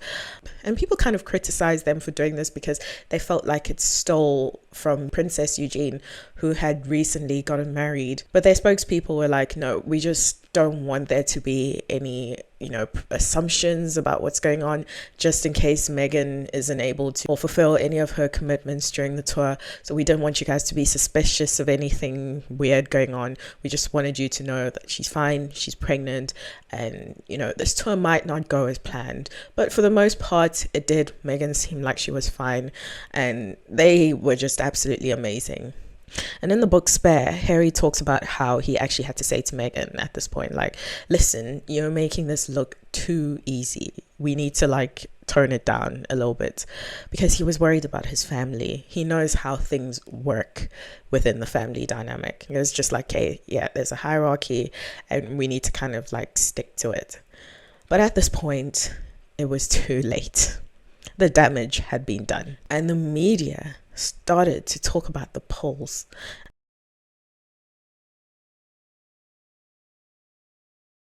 Okay, so before we go into this chapter, I just want us to make a note that with everything that we're going to discuss, Meghan was pregnant during all of this. So regardless of what you believe of the situation, just keep that in mind. So Harry basically thinks that it boils down to the different communications departments for each house. There was a different team, for example, for Buckingham Palace. There was one for Kensington Palace. There was one for the Sussexes, who I believe were in Frogmore Cottage at this point. And there was one for Clarence House, which is where King Charles and Camilla live. So basically, we started hearing that Meghan was a bully. And I'm not saying that she's not a bully. What I am saying is that when I hear that someone is a bully, when I hear that someone who is a strong and independent woman in the public eye is a bully and is difficult to work with, to me, that immediately says smear campaign. That's what I hear. And you will be surprised how often this happens. Like 9 times out of 10, when you hear that about a woman who is strong-minded and like really focused and just knows what she wants, if she just suddenly gets called difficult one day, it's a smear campaign. Now, I'm not saying that this is a smear campaign. I'm just saying, to me, that's where my mind went. I kind of hesitate with believing everything that gets put out about that person. And I wait for the evidence to present itself. And I just think usually that it's just someone that is really high up that is trying to put that person in their place. And then in late 2018, rumors started to spread that Meghan and Kate didn't get along. People didn't pay too much attention to this. But then in November, the royal reporter, Katie Nicole, dropped the bombshell that there was actually something going on between the two brothers, not between Kate and Meghan. And this was all related to how Harry felt that William hadn't been doing enough to sort of try and welcome Meghan into the family. But then other people were saying, no, this all started just because William just felt like Meghan was a bully and he wanted to be protective over the staff. It really upset him when he found out about all these accusations. So yeah, let's just go back to the point about how Harry is upset about how William is allegedly shutting Meghan out of the family. So the brothers had a fallout over this, and it was resolved when King Charles stepped in and asked William to make a bit more of an effort. So then they invited Harry and Meghan to come and spend Christmas with them. And so the Sussexes and the Cambridges spent Christmas together in Sandringham with the Queen. But unfortunately, royal watchers discovered a video of William seemingly ignoring Meghan as the whole family was walking out of a church service. Basically, she tries to talk to him and he just spends like a ton of time adjusting his scarf instead of responding. And then Kate picks up that this is her cue and just gets in between them. And you can just see the relief on William's face now that he's been separated from her. And one thing that nobody picked up on, surprisingly, was how the brothers don't even look in each other's direction. Like, there is so much tension. This whole video just says a lot about the relationship between the two houses at this point. And now going back to William's reason as to why he's upset about this whole thing with Meghan allegedly being a bully. So when they got married, Harry and Meghan's office had staff that were all women. And at first things were fine, but then after a while, the media was saying that these women felt like they were being badly treated by Meghan. And the headlines about Meghan around about this time really started to change. Firstly, she was being compared to Kate a lot. Whatever Kate did was seen as perfect, but whatever Meghan did was just like turned into like a really weird thing. She was just seen as like this really weird person, like something's off about her, even if she was doing the exact same thing that Kate was doing. We will get into a bit more detail about this a little later in the video. And then the media was talking about like how her and Harry were just like the super lavish couple. Like there's stories about them sort of having this lavish baby shower that was in New York for Meghan. There was a story about them like using private jets. Like I think Elton John borrowed them his private jet to go on a tour or something. And it was like, how dare they do something like that? And they were like, just the way that she dresses as well. Like, you know, she just doesn't follow any royal protocol. Like, so yeah, it just seemed like they were under a lot of scrutiny by the media. And they might have been slightly over the media because of what happened next. So in May 2019, their firstborn, Archie, was born. And unlike any other senior royal, Harry and Meghan kept this very private. Like it was just between the two of them. They really didn't keep anybody in the loop. I remember I was in London in July 2013 and Kate was expecting a child. I'm not sure which child it was, but she was expecting a child. And I just remember that we knew, everyone, there was this whole buzz around the city. We knew that at any moment now, the news will drop that Kate has given birth. And I remember even like being outside Buckingham Palace. Like that's how in the loop people have always been when it comes to royal births in the past. And when she gave birth, they followed the tradition of doing like a huge photo call pretty much as soon as they were able to get her out of the hospital bed. And they basically stand up at the top of the stairs and everyone gets a first glimpse of the baby. But these guys did things very differently. They went to their own private hospital. Meghan apparently said that she wanted to stick with her doctor. So they went to their own hospital. They didn't have a huge protocol the moment that the baby was born. In fact, they appeared 2 days later and they did their own protocol in this private room in the palace. And this was their first mistake as a couple, I think, because it didn't seem like they had an issue with the media. It looked like they had an issue with us, the public. So everyone was just like, oh, okay, do we have a problem here? Because it seems like you're treating us like we are on your time. Like you can't get to pick and choose when it suits you to be a royal. You need to stick to your end of the deal. And basically, this is how that whole narrative started of them basically being more of a celebrity couple rather than royals. Then we had this guy, Danny Barker, who was a BBC 5 Live presenter, who posted this picture with the caption, "Royal baby leaves hospital." He later deleted it, but it was too late. The tweet had already been circulated through the media. After many complaints, Danny was fired by the BBC, and Danny had no idea why anyone would take offense to this, saying that it was just a stupid gag, and that was it. And then in late 2019, when their baby Archie was about 4 months old, they had the Southern African Royal Tour, which they took Archie to. The headlines were perfect. But they were being followed by an ITV documentary crew.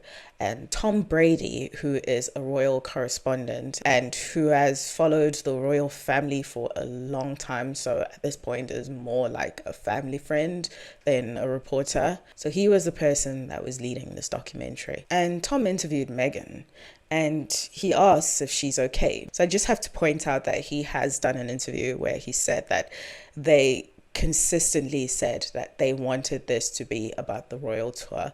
They didn't want to really have to answer any personal questions. But Tom interviewed Meghan, and for some reason he felt compelled to ask her this question. Perhaps you could just give us an idea of what the last year's been like. I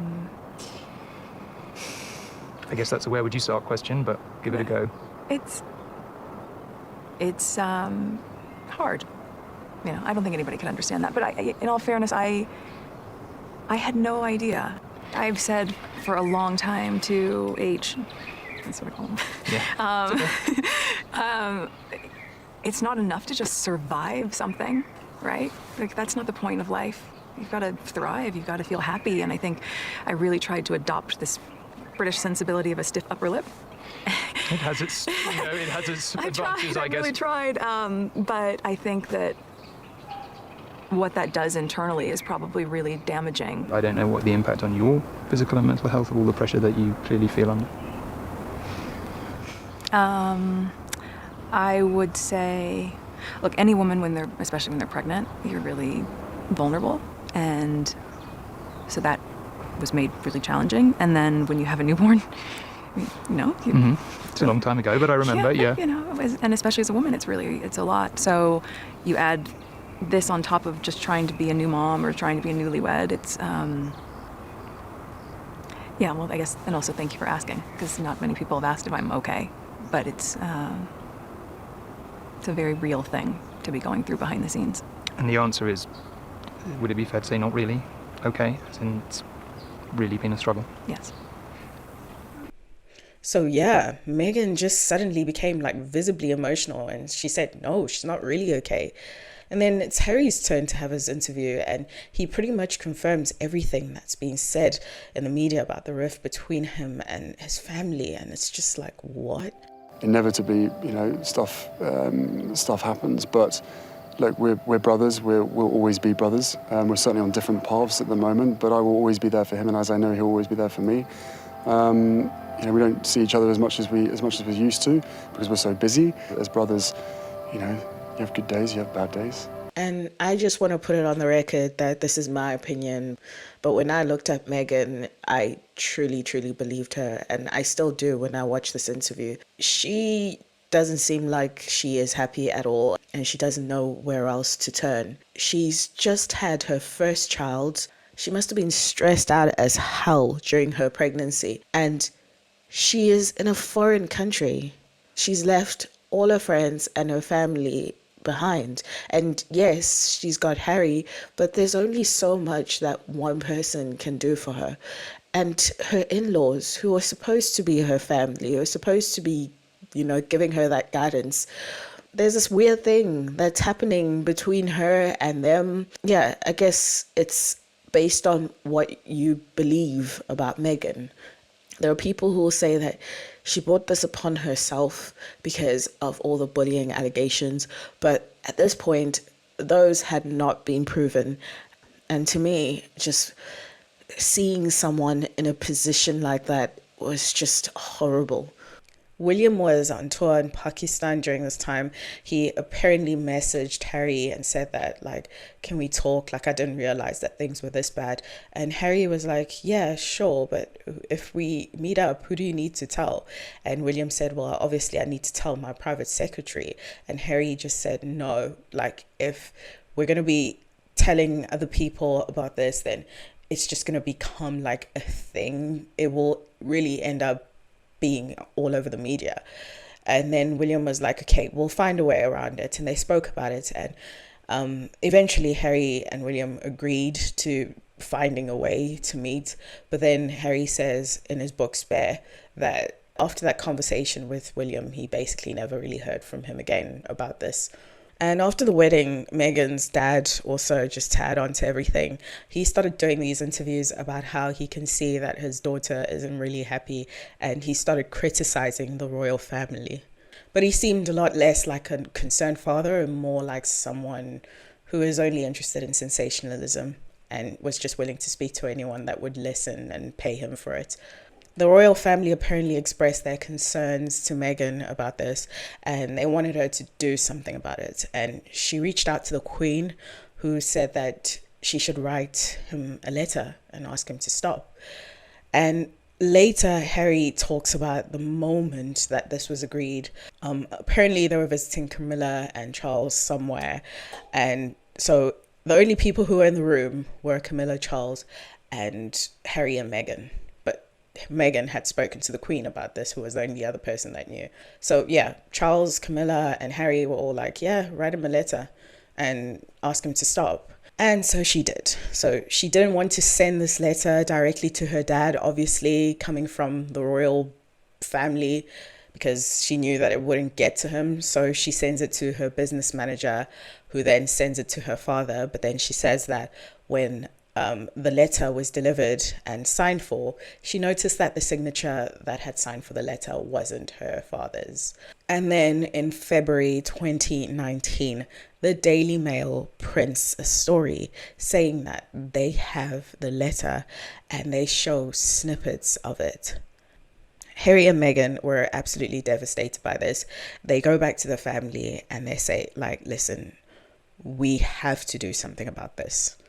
And apparently everyone was like, yeah, of course, sure. And then nothing came out of it. So after months of chasing and not getting any support from the legal aides in the royal palace, they decided to go to a private law firm. So they went to Schilling's law firm and sought legal advice, and the firm took on the case. And you know what's really interesting about this?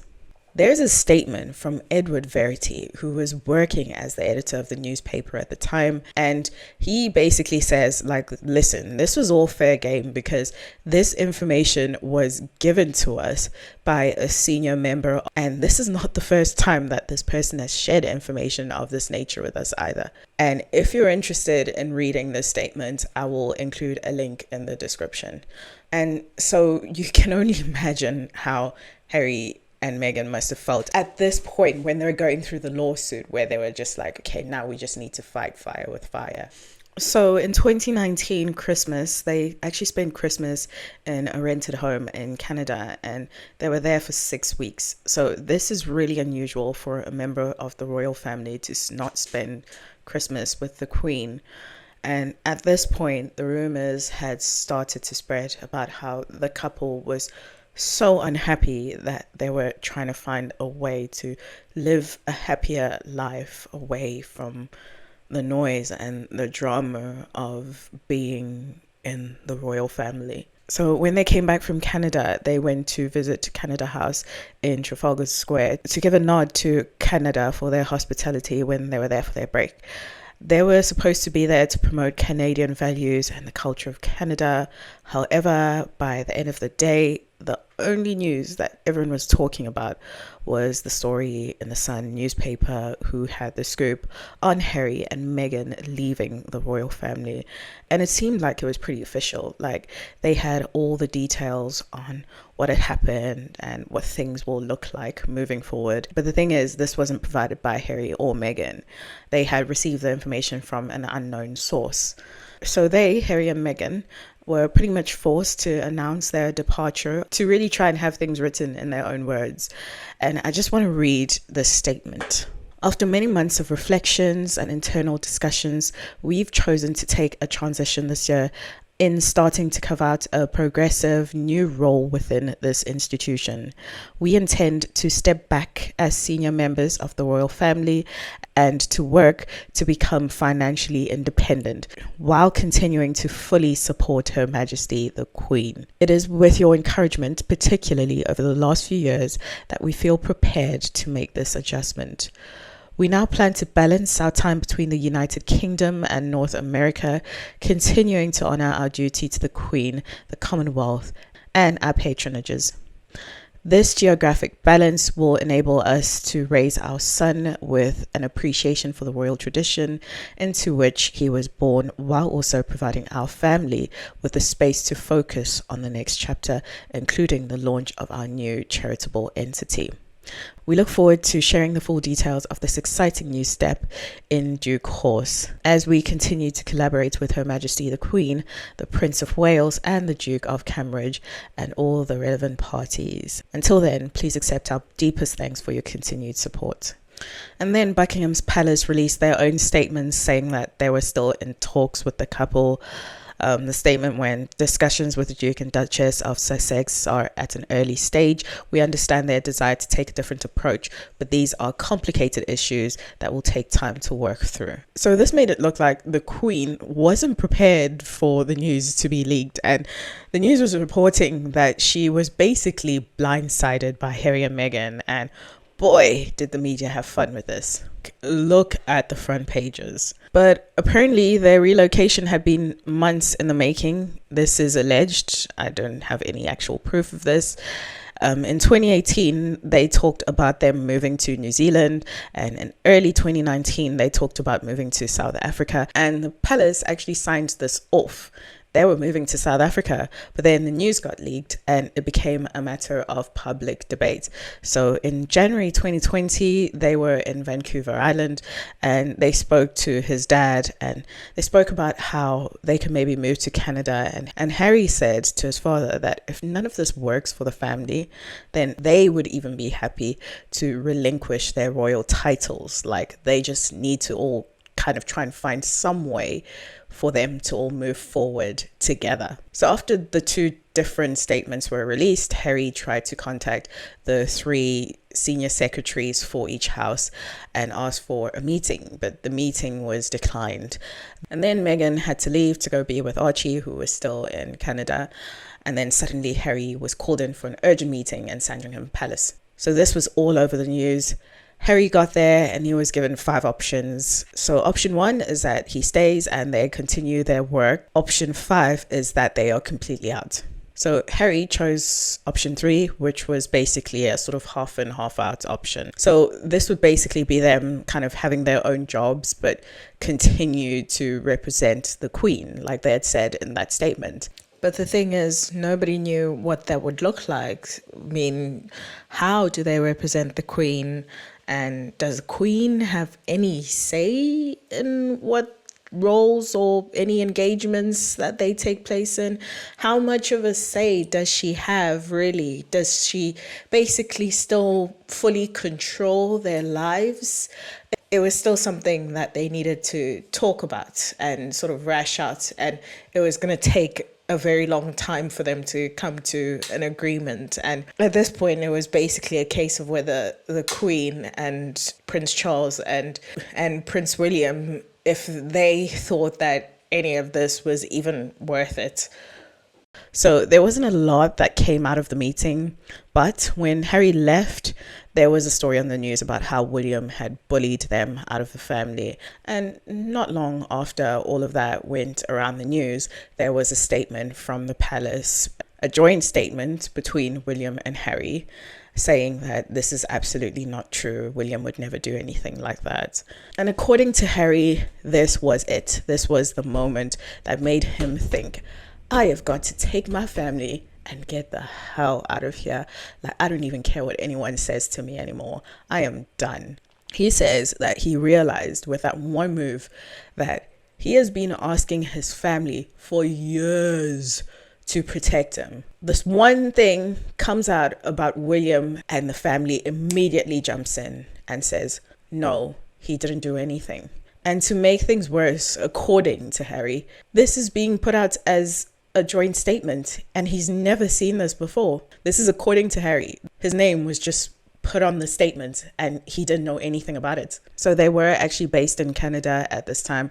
So that's why Meghan had to go back to be with Archie. That's why he'd been left there. And so Harry went back to be with his family and they came back in March 2020 to do their last sort of royal engagements and to sort of officially move out. And this was their last royal engagement as a couple. And Meghan left early to be with her son and Harry joined them about a week later. And I remember seeing this and just couldn't believe it. Like it was a shock. It was all happening really quickly as well. So while they were away, they were basically informed that they were out. The whole half in, half out situation wouldn't work for anyone except for them. So with the whole situation as a whole, like I do kind of get where the royal family initially came from when they were a bit hesitant about how quickly the relationship was moving. But as the relationship sort of progressed and they were able to prove that them as a couple would be very beneficial for the royal family, that's when things for me just start to get a bit shady. And with this, for example, like the royal family saying like, no, you can't be half in and half out. You have to either be full-time working members of the royal family or you're out. And since you can't make that decision, we'll make it for you. You're out. So for me with that, I think that it was a bit harsh, especially considering that there are members of the royal family who have in the past sort of received some sort of benefit from the fact that they are royals and have been able to make money out of it, even though they don't really engage in royal duties and are seen as non-senior royals. So a really good example of this that has actually resurfaced lately because of the fact that one of them has recently gotten engaged. So this is with Princess Anne's children, Zara and Peter Phillips. So Princess Anne, she did not want her children to be like official members of the royal family. She wanted them to be as far away from the crown as possible, and she shielded them essentially from the media scrutiny and all the protocols and policies that they would need to follow if they were official, like senior royals. So Peter became a businessman. He's worked for various companies, and he doesn't do any royal engagements. But he has been involved in some campaigns that took advantage of the fact that he was born in the British family. So he's made money out of being a member of the British royal family. I mean, for example, there is a milk advert that clearly has like a picture of like him being like in a luxurious palace room or something. And there is another advert of his that I've seen recently where he's promoting something and there's the picture of a palace. Like, how is he even associated with milk in the first place? And Zara has started getting a little bit more involved with royal engagements. I think it has something to do with the fact that William has got a lot going on personally, and so is King Charles. But she has been getting a lot more involved and has been involved in sort of like startups and things where the fact that she is a member of the royal family was used. So the fact that Harry and Meghan have been told that they cannot perform royal duties while stepping down from being senior royals, to me, it's a little harsh. So what would happen is they would lose their royal styles, his and her Royal Highness. They'd stop drawing from public funds. They had no more royal duties. They would not be representing the Queen at all in anything that they do. War veteran Harry would sever his military ties, including his title as Captain General of the Marines, which is like the heart-wrenching one out of all these things. And then finally, they would need to repay the bill for the full renovations at Frogmore Cottage, which would amount to 4.5 million, and they would need to start paying rent. I think there were a lot more people during this time who believed in what Harry and Meghan were saying when they said that they just needed to go and do their own thing. And I just want to say at this point that I have looked everywhere. I've looked everywhere to try and find something where they explicitly say the words that we want privacy, because that's what everyone is saying, that they said they wanted to have private lives. They wanted to have privacy. And I cannot find anything where they said that. And I actually made it a point that every time when I saw people who had made a comment on a Meghan or Harry post and they mentioned the whole thing about they want privacy, so they should leave us alone as well, I made it a point to speak to those people online and ask where they got the whole privacy thing from. And a few people have said that they got it from the Oprah interview, and the rest just didn't know where it came from. And I was like, I've seen the Oprah interview.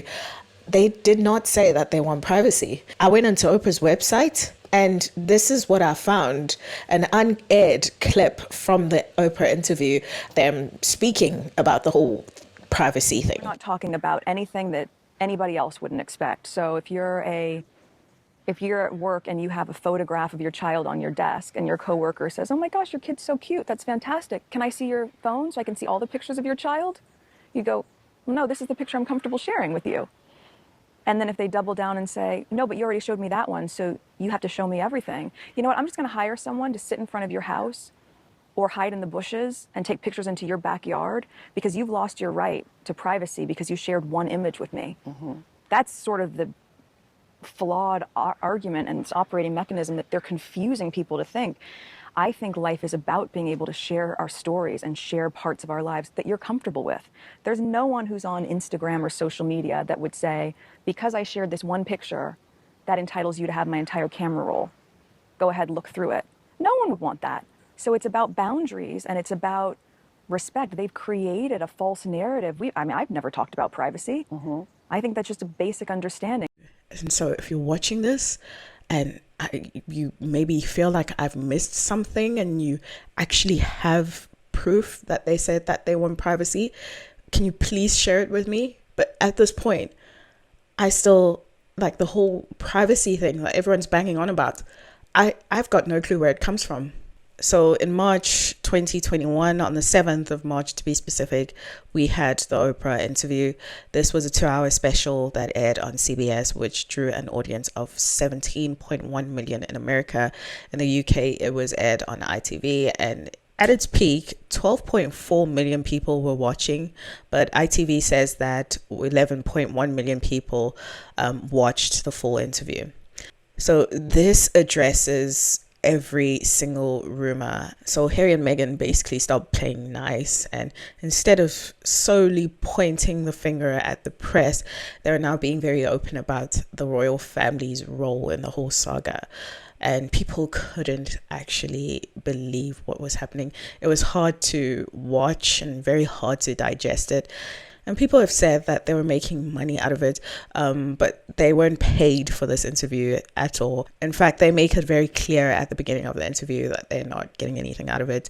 But CBS did pay a hefty sum of $7 million to Harpo Productions for the licensing rights.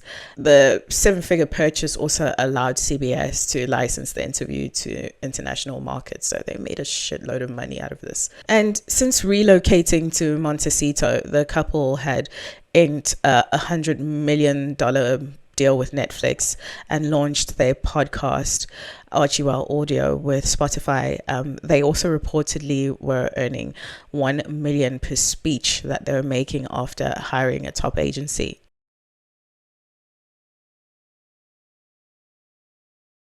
On the 9th of April 2021, Prince Philip died. And Harry had to come back to the UK and face his family.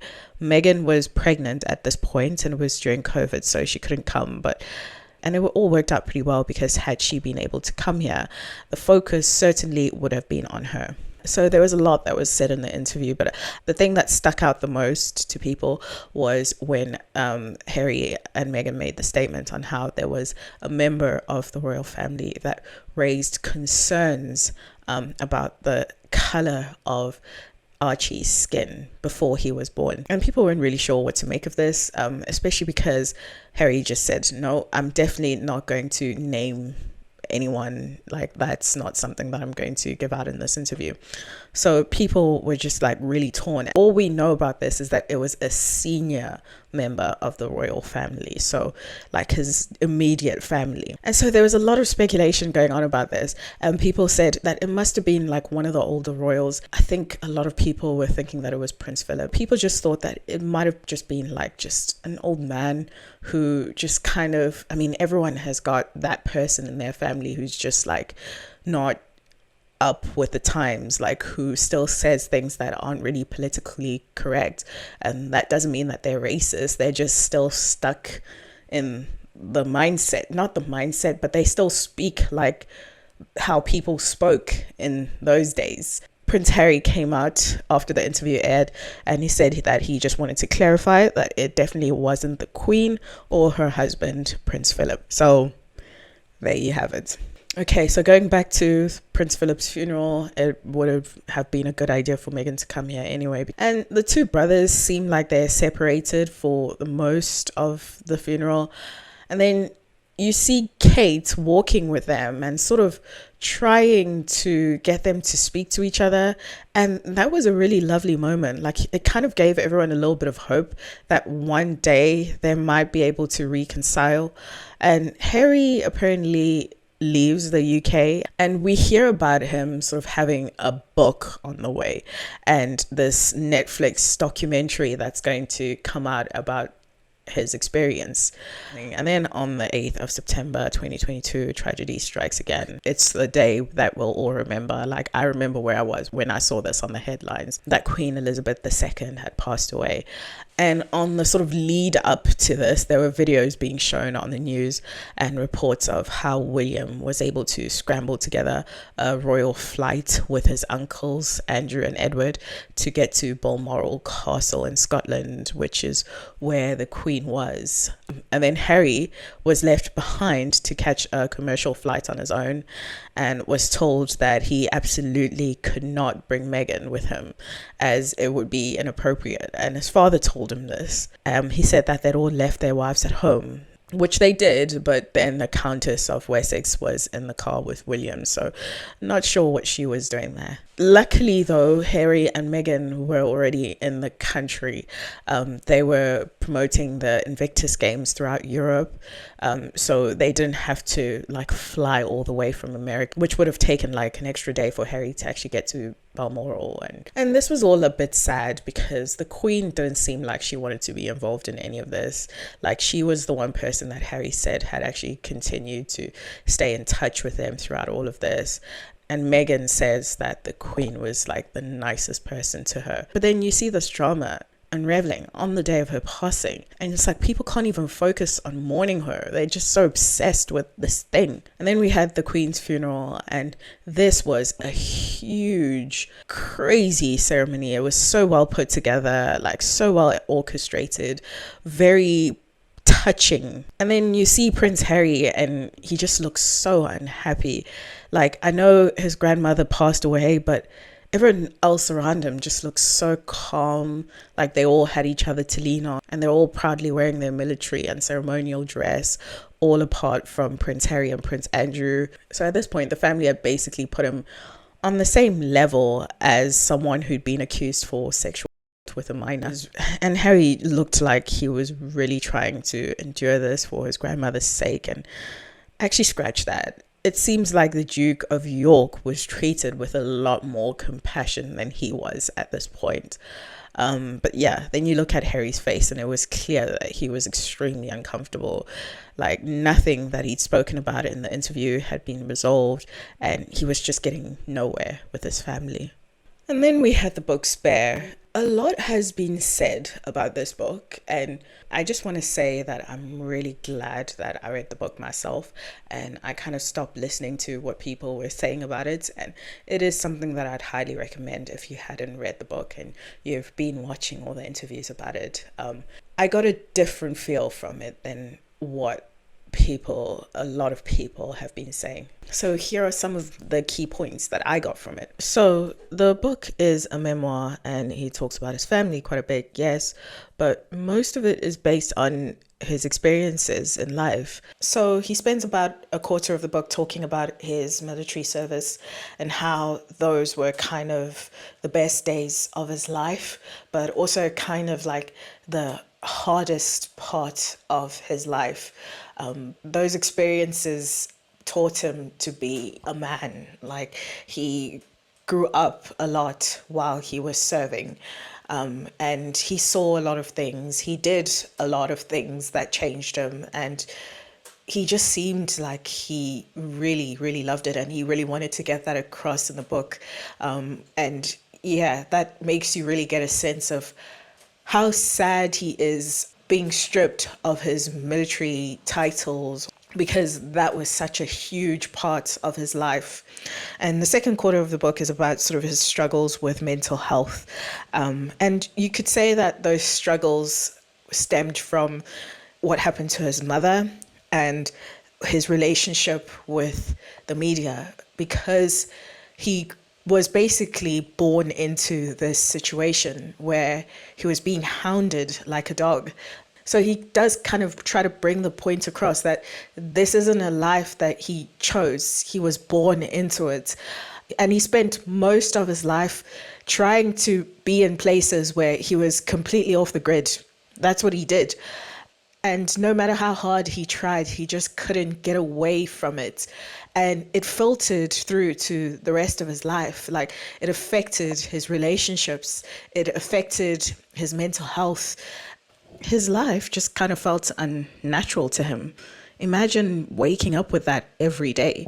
Like, you get up and you don't feel comfortable in your own skin, but you go out and you speak to people and you're having real conversations and you're going places that are real places, but everything around you feels wrong, like it's all a simulation. You could say that he spends about another quarter of the book talking about his charity work, and he did a lot of charity work. It seemed like that was his way to escape, to just focus on other people and, trying to see that, things can always get worse. And him sort of being in these situations made him learn that there's just so much more to life than the things that he's going through. And he learned that through real people who were going through real things. And honestly, that is what he craves more than anything. That is what comes across in this book. Actually, another thing that kind of like pulls into his depression, like he never felt like he was doing anything real with his life. Like, there were real people, there were real situations outside of the royal life that he was expected to live. And he seemed like he much preferred to be out in the world doing those things rather than being a prince. And then in the final quarter of the book, that's where he kind of talks a lot about his family and Meghan, who ended up obviously being a part of his family, and some of the things that he believes that we didn't really get the full story on. So obviously we're not here to talk about any of the other three things. You're watching this video because you want to find out a bit more about what happened between his family and Meghan. So what I'm trying to get at here is that the book is a story about Harry's life more than anything else. And yes, he talks about his family, but it's not that much. Like, they appear every now and then, but he doesn't seem to have had like this really close relationship with any of them. He's just kind of been roaming around as a lone wolf all his life. And he was really unhappy until recently. He didn't really know what was wrong with him. And now, by writing this book, he's trying to explain it to us that there is a problem that has always been there.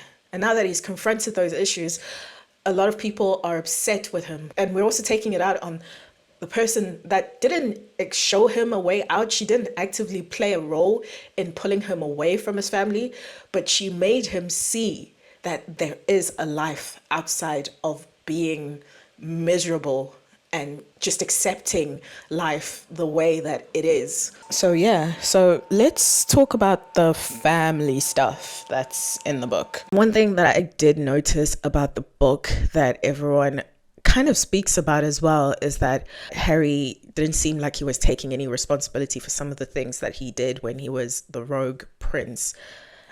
He just has an excuse for like everything. Like, it almost seems like he was just kind of floating around and he was always with the wrong people at the wrong time, and things were being handed to him and he would just accept just because he didn't want to be rude or something.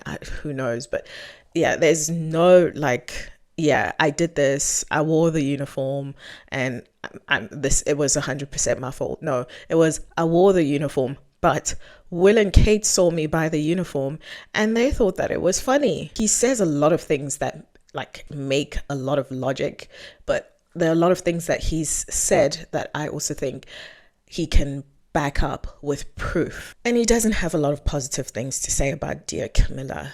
I mean, he does say that he was happy for his father when he decided to marry Camilla. I mean, when he came out with the relationship, they did ask him not to marry her. But after a while, he decided to marry her.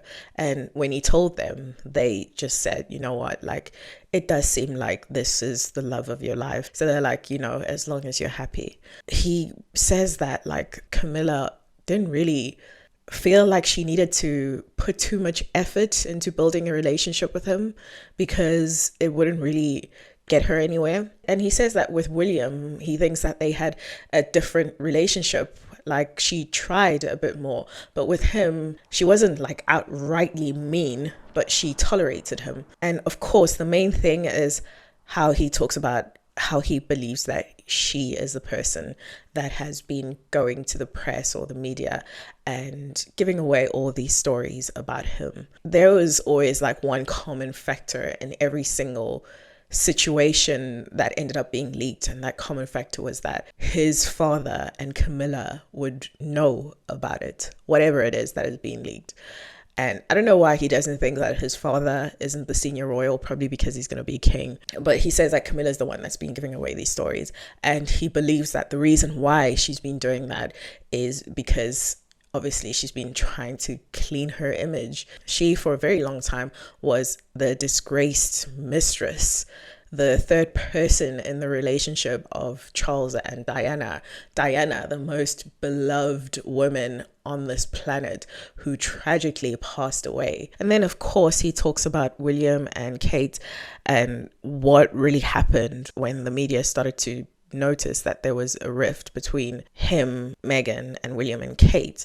And he says that this was pretty much 100% William and Kate. Meghan was from a different world and would say and do things that were taken offensively but weren't offensive. For example, when she first went to William and Kate's house to meet them, she hugged William, and William, I think, expected her to curtsy, but she just assumed, and Harry didn't tell her this as well, so he takes responsibility for that. So she just assumed that this is going to be my brother-in-law, like we're going to be best friends. She's heard as well that he's a fan of Suits, and she gets in there and she gives him a big hug, and she thinks that William might have been a bit offended by this, like it was like the first thing that made him a bit wary of her. And there was also something about her asking to borrow some lip gloss from Kate when they were having that royal foundation talk. And Kate gave her a lip gloss. She was a bit taken back by this question. And then Meghan opens the lip gloss and like sticks her finger in it and uses it. And Kate just seemed like she was a bit like grossed out by the whole thing. And during that interview, when the brothers talk about how they have fights like all the time, and that awkward moment that we now think is awkward, but at the time was a bit like adorable. Well, they had a falling out in Christmas the year before that. And basically, William had gone to Harry and said that, listen, I think things are moving way too fast. Like, you need to slow down. And he was saying this to him as a concerned brother, but apparently Harry didn't take this very well. Harry is extremely protective over Meghan and his relationship with her. So he just was annoyed that instead of getting support from his brother's telling him to like tone things down with Meghan instead. So yeah, that's when things started to fall apart between the two of them, and there started being like a lot of arguing back and forth. And then, of course, we had the wedding. So there was a lot of drama around the wedding. And I just have to say, if this is true, Kate is like stone cold. Like, this is crazy. So they basically said that Kate messaged Meghan before the wedding, like a few days before the wedding. And she said that her daughter's dress, she was the flower girl at the wedding, she said that it didn't fit her properly and they needed to be altered. And Meghan apparently was like kind of taken back by this and was like, have you seen what's been going on in the media? Like, there's no like, hello, hi, how are you doing? Like, you've not spoken to me about anything. You just purely here to talk to me about getting me to alter the flower girl's dresses. And then Meghan was like, okay, cool. So I think the stylist, he was somewhere, I think in Frogmore Cottage, and he was altering the other girls' dresses. And then Kate responded saying something like, no, the dresses all need to be remade. I mentioned that this is a few days before the wedding, and Meghan was like, okay, well, I'm not sure what else you want me to say. If the dress doesn't fit, then please take Charlotte to see AJ. He's been waiting all day. And Kate was just like, fine. And then Meghan apparently was very upset over this. And apparently, according to Harry, she was crying because it just seemed like her in-laws just didn't give a crap about her. Nobody really asked her how she was doing when her dad was literally like selling her to the media. But then there was a story that came out about how she was the one that made Kate cry. So I don't know, if you read this text, you tell me who is more likely to have been crying in this situation. The bride, who's under a lot of pressure. She's just days away from walking down the aisle. Her family drama has been exposed to the whole world by her own father. And she's dealing with a sister-in-law who's not really showing any concern over that matter. The sister-in-law instead is saying to her that her flower girl's dresses need to all be remade days before the wedding. Or is it the sister-in-law who's saying that her daughter doesn't like her flower girl's dress, and Meghan saying to her, listen, your dress can be altered, but you need to get your daughter to Kensington Palace. Like, I don't know what else you want me to say. Which of these two do you think is more likely to have been upset, like to a point where they cried after this exchange? So according to Harry, Kate and William, they apologized, and Kate admitted that what's going around in the media isn't true. I'm definitely the one that made you cry. This is all according to Harry in the book Spare, just a reminder, just in case you guys are like, what is she talking about? And Harry and Meghan are just like confused. They're like, why do you guys have like so much animosity towards us? Like, and apparently William and Kate said, firstly, you guys didn't give us Easter presents. And it's just like, oh my God, are you serious? And also, Meghan, you told Kate that she's got baby brain. And Meghan was like, what are you talking about? And they're like, reminded her of the situation. And Meghan was like, oh yeah, I did say that you had baby brain because there was something that didn't happen. And I was just like joking around. And I said, you've got baby brain because you're pregnant. And Kate just like, again, got visibly upset and was like, you're not supposed to say that to me. Like, we're not close enough for you to say things like that to me. And it's, to me, sounds like this is something that could have happened because I can see there being like this cultural difference. Meghan is not supposed to be going around telling people that they've got baby brain. It's wrong. You should definitely not be saying that. But at the same time, I can tell that there is a bit of like a cultural like thing where British society, especially like British high society, would definitely not say things like that to each other. But I get that there are people who talk to each other like that, especially if it's like amongst family. But Kate clearly was like, no, we're not family. You don't speak to me like that, which, yeah, was a bit odd. But yeah, I get both sides of the argument. And this meeting was actually supposed to be William and Kate sort of extending an olive branch, but it only made things worse. By the end of it, things got pretty heated. And apparently it got to a point where Meghan had to say to William, like, kindly, can you just stop pointing your finger in my face? He was talking to her like this, which I would also get really annoyed with. I hate it when people do that. It's very condescending. And then, of course, Harry talks about the December 2017 incident. I think it was after William had already said to him, like, I think things are moving too fast. And then they started to like sort of not get along after that. He talks about how William came to his house one day and he was trying to explain to Harry that the reason why he's so apprehensive about her is because of all these bullying allegations. And Harry is like, I mean, you know what the media can be like. I really think that this is your office trying to spin a story about my wife that isn't true. I think it's all rumors.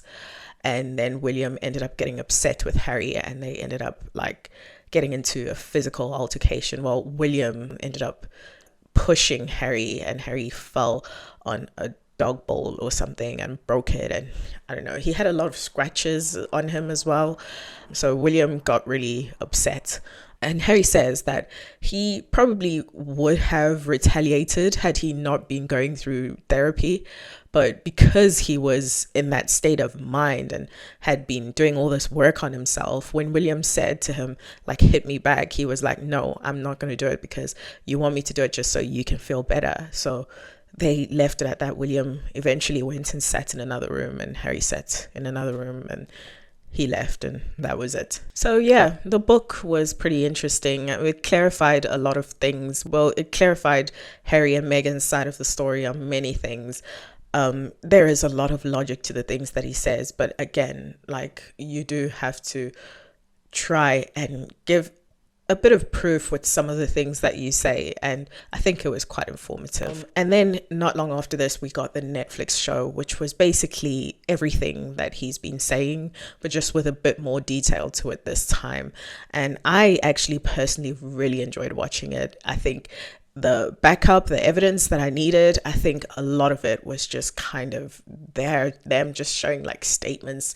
They were just like letting everything out. It felt like everything that done up until that point was kind of them leading up to that Netflix show. So I personally found it very interesting. But now at this point, their ratings had just plummeted like so badly. Like, people were really annoyed with how he just kept talking and talking and talking about the same things when the royal family couldn't really come out and say anything or do anything to defend themselves against the things that he's saying. A lot of people are also saying that like this is really invasive. But yeah, he backs that up with saying that like this is invasive. They've been invading my life like all these years. It just kind of goes to show that you haven't been paying attention to what I'm saying. So at that point, I was one of the few people who weren't really convinced that I needed to hate them. The situation really wasn't fair for Harry and Meghan. They were basically being expected to sign up for something or perform certain duties that really weren't their responsibility. Like, they are the superstars of the family. They had single-handedly brought in a whole new market of young people who came from different backgrounds, who otherwise wouldn't have shown any interest at all to what was happening to the monarchy.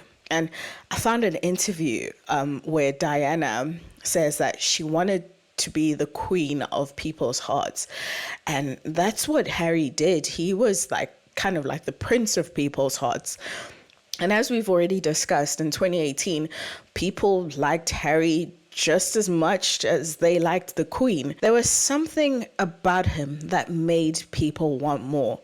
And to be quite honest, he really didn't have to do like half the things that he was doing. As a spare and as someone who's so like far in that line, how could he have been expected to do so much?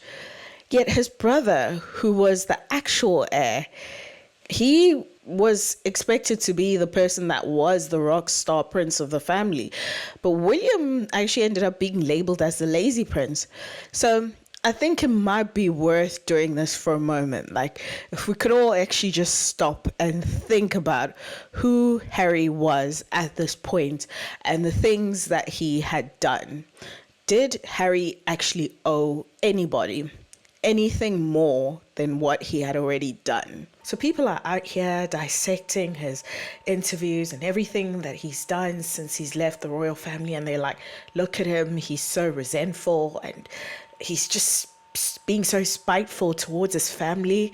And to me, it's like, yeah, I would be fucking fuming if I'd been through half of the things that he's saying have happened. This boy feels like his family, like his very own family, chewed him up and spat him out. So let me put this in different terms. Like, imagine that you're working for a company, a huge company, and you're one of its best employees.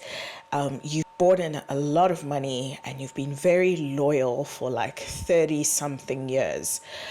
And then you get to a point where it's a bit difficult for you to be in that same position and you want to work part-time and you'd like to relocate to a different country because it's easier for your family to be there.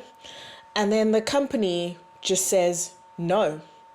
And not only that, you're fired. And you've like dedicated your entire life to working for this firm. Would you just be like, okay, that's fine, and just like quietly walk away and just accept that you've been fired and that's it? In the book Spare, actually, one thing that I didn't mention was that Harry talks about his best friend, Harry Hannes, who she tragically passed away. And Harry talks about like how this affected him, and then he talks a lot about his experiences when he was serving the military, and some of the things that he saw were pretty horrific. And I do believe that from his experiences, he does take things like security concerns very seriously. And people have been talking about how like some of the things that he's been saying are like raging on paranoia. But yeah, for me, just based on the things that he's spoken about, that he's experienced in his life, I kind of understand where that paranoia would come from. But that's my opinion. So obviously, ever since they have stepped down as senior royals and they have started doing all these interviews and giving us more insights into their lives, they have had a lot of trolls.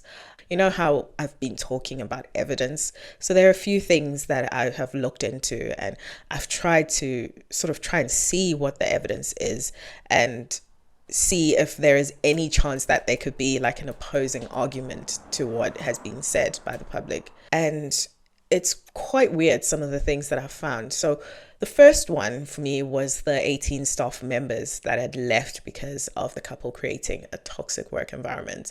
So I have looked into this, and a lot of the people that have left are people who have been working for the couple but ended up having to be let go because of a change in company structure, because of a project that failed or something. And also, there are a lot of people who've been working for them for a very long time and have just decided to take a different career path. But that doesn't get reported. I read something the other day about Kate's assistant who's been with her for 15 years, who's leaving because she wants to go and try something different. But with Harry and Meghan, if someone leaves, they've quit. Another person leaves. What is going on? This is all falling apart. I'll put a link in the description that gives you all the names of the people that have left and the reasons why they have left. The second thing was about people saying that she lied about not knowing much about Prince Harry before she met him. People say that she had set herself up to basically end up in his social media feed. So now, yes, she was spending a lot of time in London right before she met Harry. And she said that this was because of her lifestyle blog. And she also had other business ventures that she was working on. And she also mentioned that she went to a few Wimbledon matches to support a very close friend of hers, who also happened to be the Grand Slam champion at the time. So there is evidence of her being connected to some pretty posh people who were in Prince Harry's circle at this time. But to me, there's nothing that's shown me any definitive proof that she did care about Prince Harry. What I find interesting about this fact is that nobody really talks about the fact that Kate actually did exactly what Meghan is being accused of. So Harper's Bazaar did an article where they spoke about this, and it says that Kate was very strategic. And this is a historian called Robert Lacey who spoke about this in the book Battle of the Brothers. They say that she gave up her place in one of Britain's premier universities, Edinburgh, and opted for another one, St. Andrews, that probably didn't have the same academic standard. She had already been to Edinburgh to get her flat recommendations sorted out, but switched universities and switched her courses to art history. She delayed her education by a year and took the chance of not getting into St. Andrews. So yeah, there are a few things that point to the fact that Kate was a fan of Prince William's before she officially met him. And nobody really cares that Kate might or might not have done this. But when it comes to Meghan, everyone just gets so offended when she says that she didn't give a crap about Prince Harry. She didn't know much about him before any of this. And then there's a story about how Meghan wasn't single when she started dating Harry. Apparently, when they met, she was still in a relationship with celebrity chef Corey Vitiello, who is a Canadian chef and restaurateur. And I struggle a little bit with the story because it would mean that she also cheated on this guy with Piers Morgan. He's famously told the story of how Meghan and him met up on the night that she was going to meet up with Prince Harry. And people have said that they were kind of like talking to each other. There was a lot of flirting and it seemed like there was something there. But then Meghan met with Harry and she never spoke to Piers Morgan again. So it would mean that she was just like going around like dating people all willy-nilly. And I don't know, this story seems like a bit far-fetched to me. A really interesting one for me was the 2023 New York car chase. So apparently they were leaving an event and they were with Meghan's mother Doria. So they got into their car, they were being chauffeured, and then the paparazzi just started chasing them, and this was done so in a very reckless manner. It got so bad that the bodyguard that they were with had to like intervene and try to like find like this escape route for them, and it was just like all over the news the next day. And people were a bit concerned actually, until there was a video of an interview of a taxi driver who said that he was with them during the event, and this is what the taxi driver had to say. Did it feel like the paparazzi were being aggressive? No. They were behind us. I mean, they stayed on top of us. That was pretty much it. There was nothing more, you know. They kept their distance. It's just like journalists, just like everybody else, trying to get pictures, make a quick buck.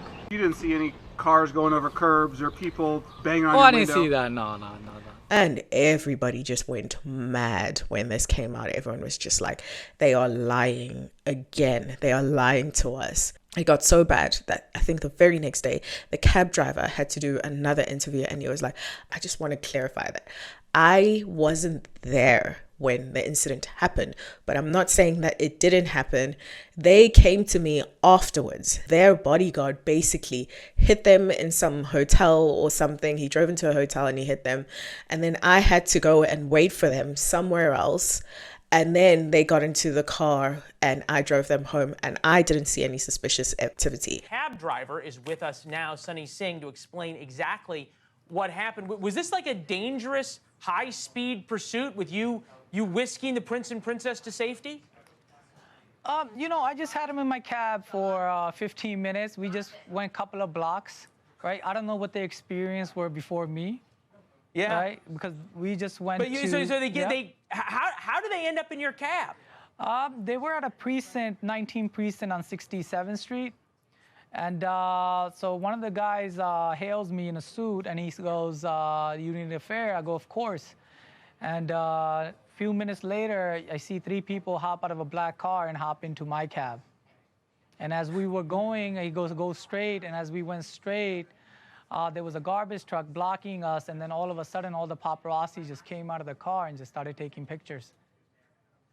I mean, look, I get they were taking pictures and anything, but was anybody banging on the car or trying to get them out of the car? There was no banging, but they were they were standing in front of the cab. But once the security guy got out of the car, they moved. And the New York Police Department also did an investigation where they found evidence that what they had said actually did happen. And I personally don't remember seeing anything about that on the news. The last I heard of the story is that they were lying. Then we have the whole Meghan Sussex situation. Meghan has a Netflix series called With Love Meghan, and she does an episode with Mindy Lahiri. And Mindy says something to her. I forgot what she said, but she refers to her as Meghan Markle.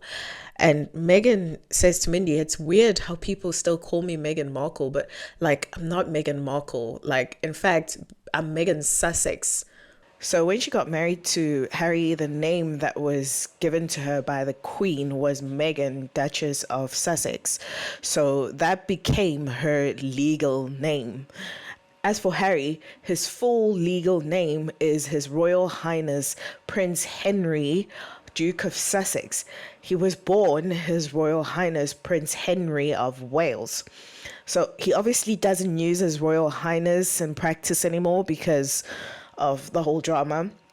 But Sussex is the last name that he uses when last names are required. And then there was a distant member of the royal family who came out and discredited this, said this is absolutely not true. I don't know why she'd say this. And it was all over the news again the next day that she's lied about something else.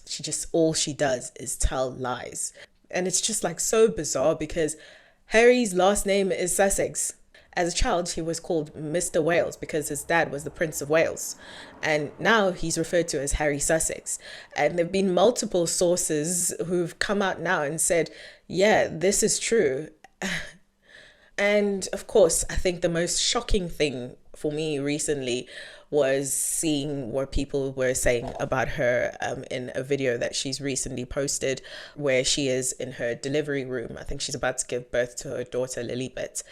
And they do like this viral TikTok dance. It's called the baby mama dance or something like that. And like for me, it was just like, yes, we would like to see more of this, please. Just no more talking about all this drama in the past. Like, can we just move on and just, you guys need to be happy now. Can we see that, please? And then a lot of people went in the comments, and I was so shocked at how much people hated this. I was just like, what the hell?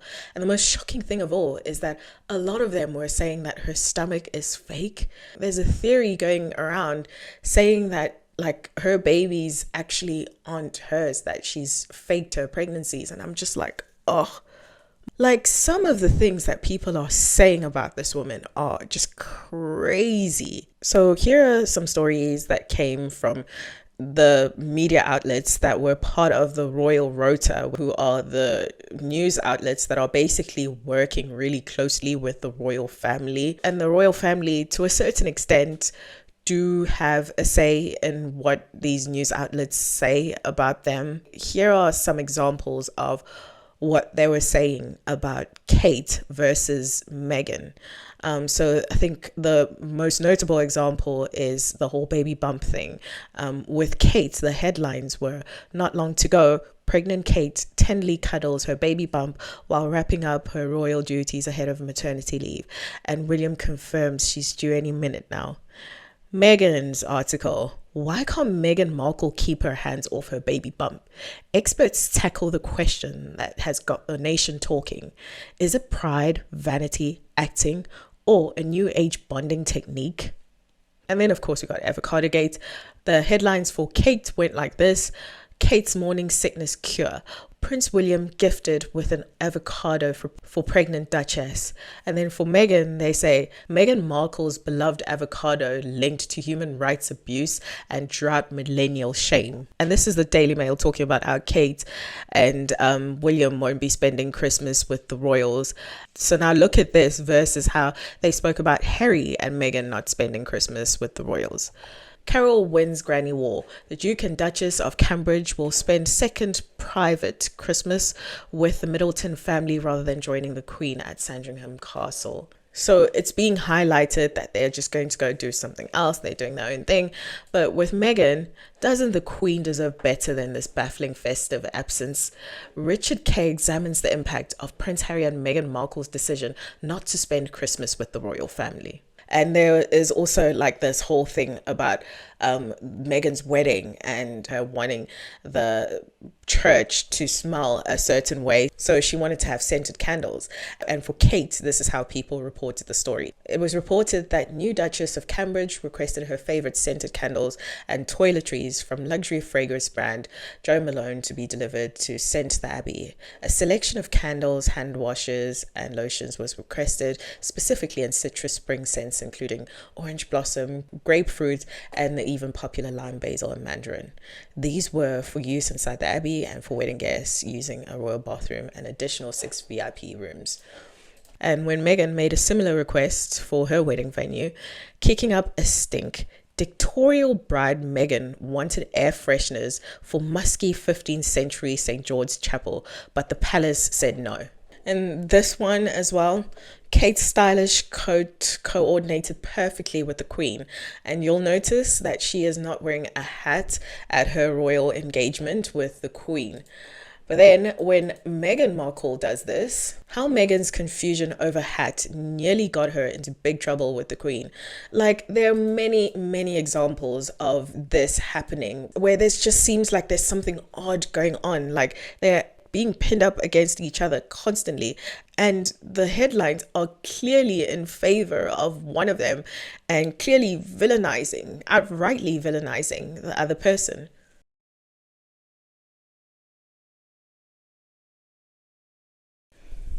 So, yeah, there are a lot of people who believe that this is about race. And I won't lie, there are lots of people who listen to Meghan when she speaks and think of her as an awkward person.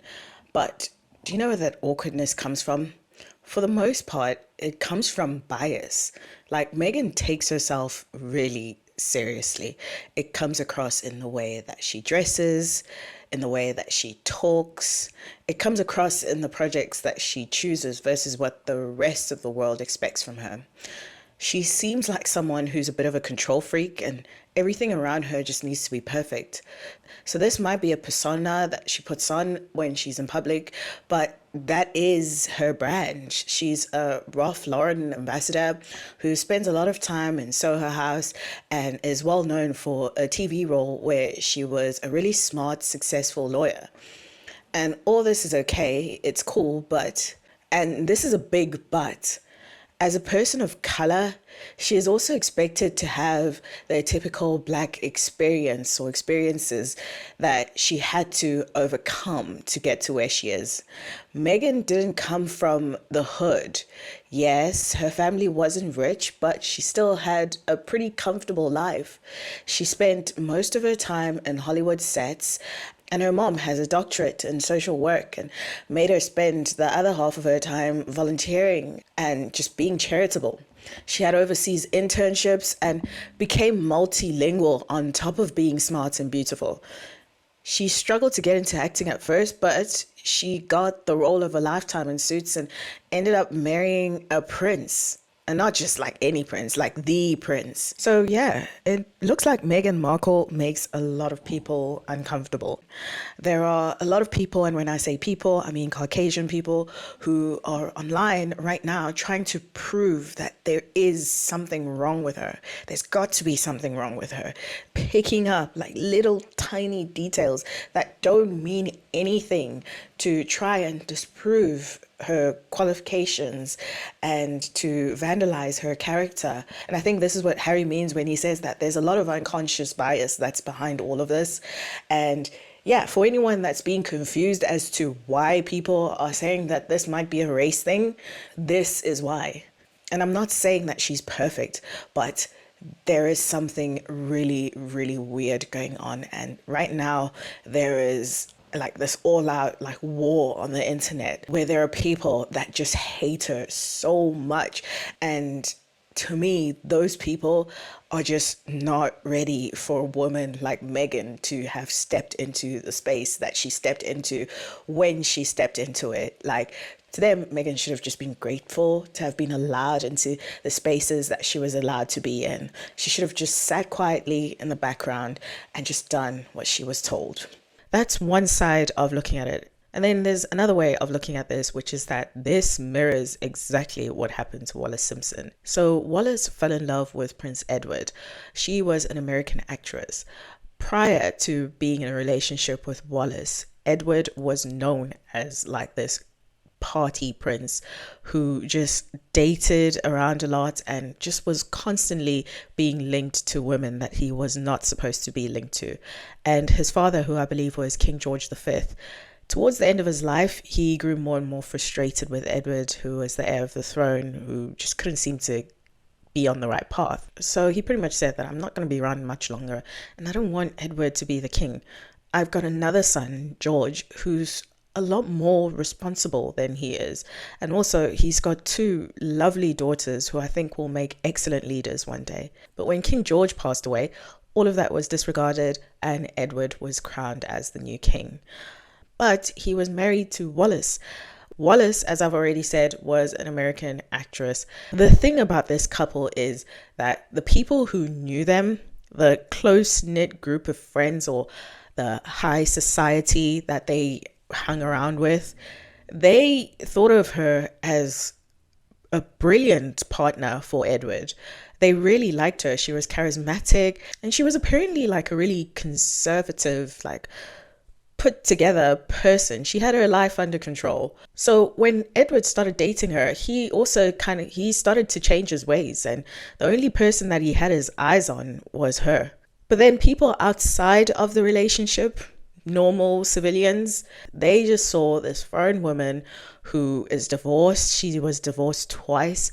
And they knew that the church didn't want the couple to be together. Politicians were coming out, including the prime minister at the time, saying that they pretty much condemn the relationship. They don't want him to be the king if he stays married to her. And the royal family also had to be against the relationship because of her past.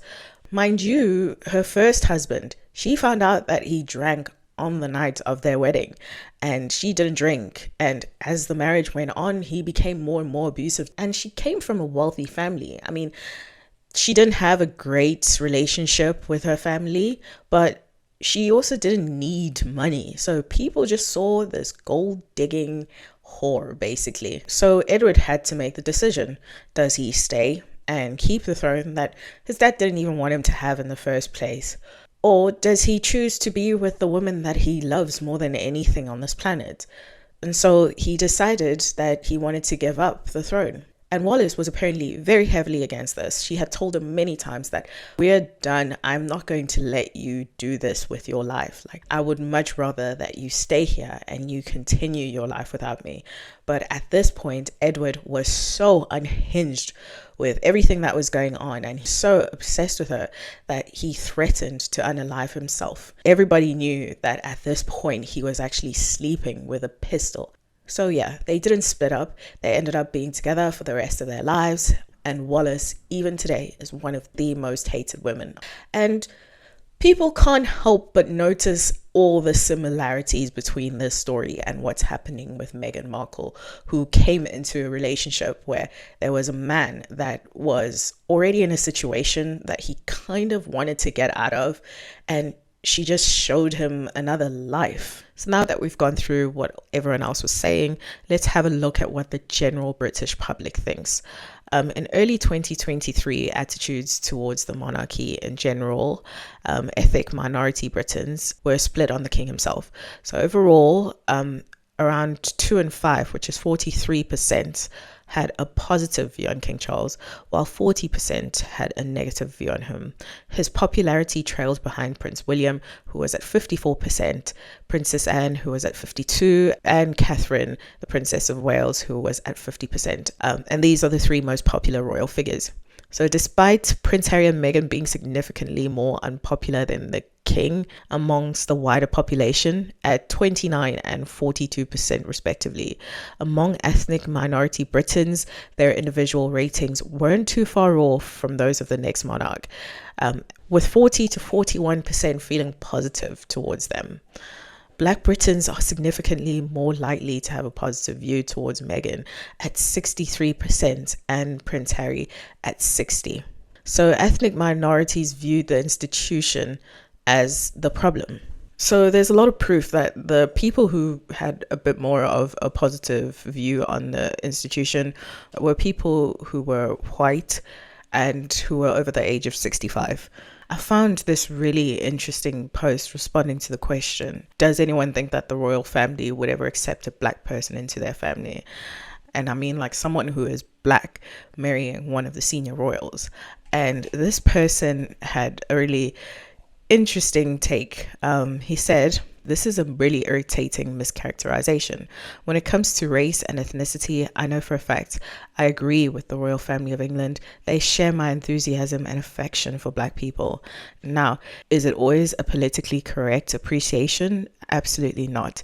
They haven't kept up with the times when it comes to how to handle minority ethnic groups with kid gloves. But do they dislike them?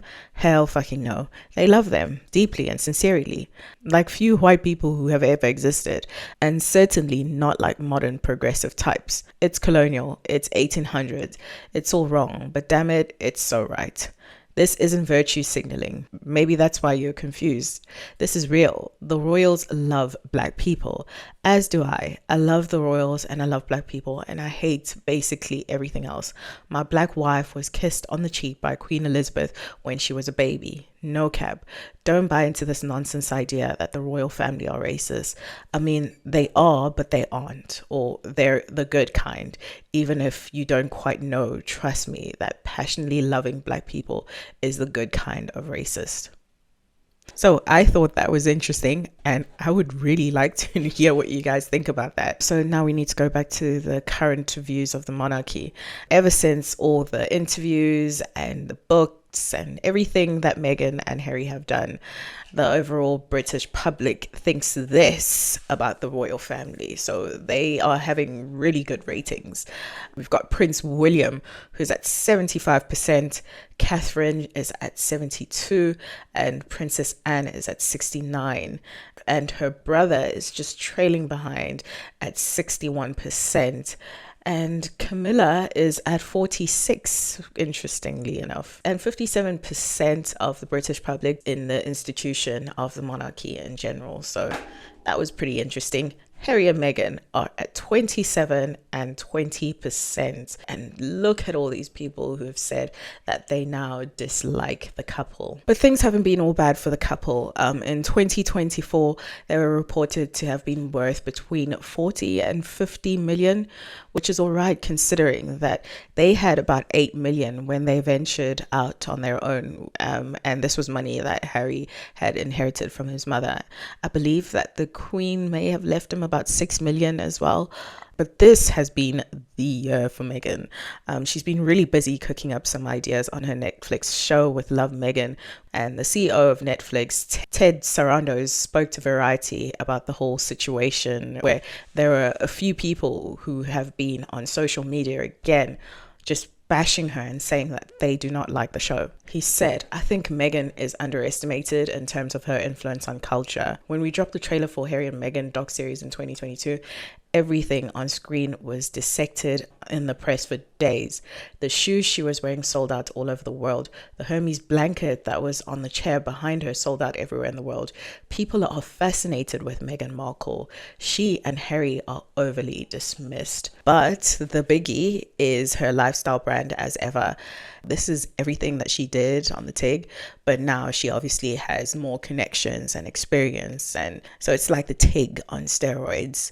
Meghan also launched a My Shop page, an affiliate marketing platform where she can share her favorite clothes and beauty products, and people are just buying this stuff like crazy.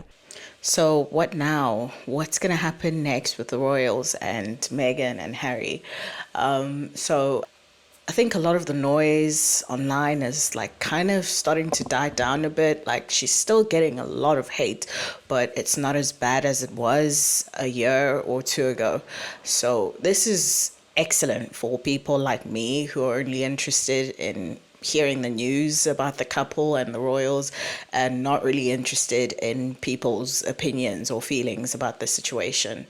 The online bullying and social media trolling or whatever it is that is happening against Meghan Markle has really taken a bit of a turn over the last year or so because of people who are now aggressively standing up for her and sort of saying like enough is enough.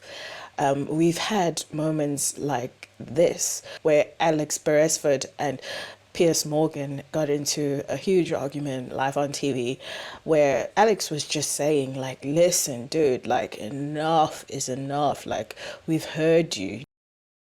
And I understand that you don't like Meghan Markle. You've made it so clear a number of times on this programme, a number of times. And I understand that you've got a personal relationship with Meghan Markle, or had one, and she cut you off. She's entitled to cut you off if she wants to. Has she said anything about you since she cut you off? I don't think she has, but yet you continue to trash her. OK, I'm done with this. No. Sorry, no. Sorry. Do you know what? That's pathetic. You can trash me, maybe not my own stuff. No. See you later. I'm being... Sorry, can't do this. This is absolutely diabolical behaviour.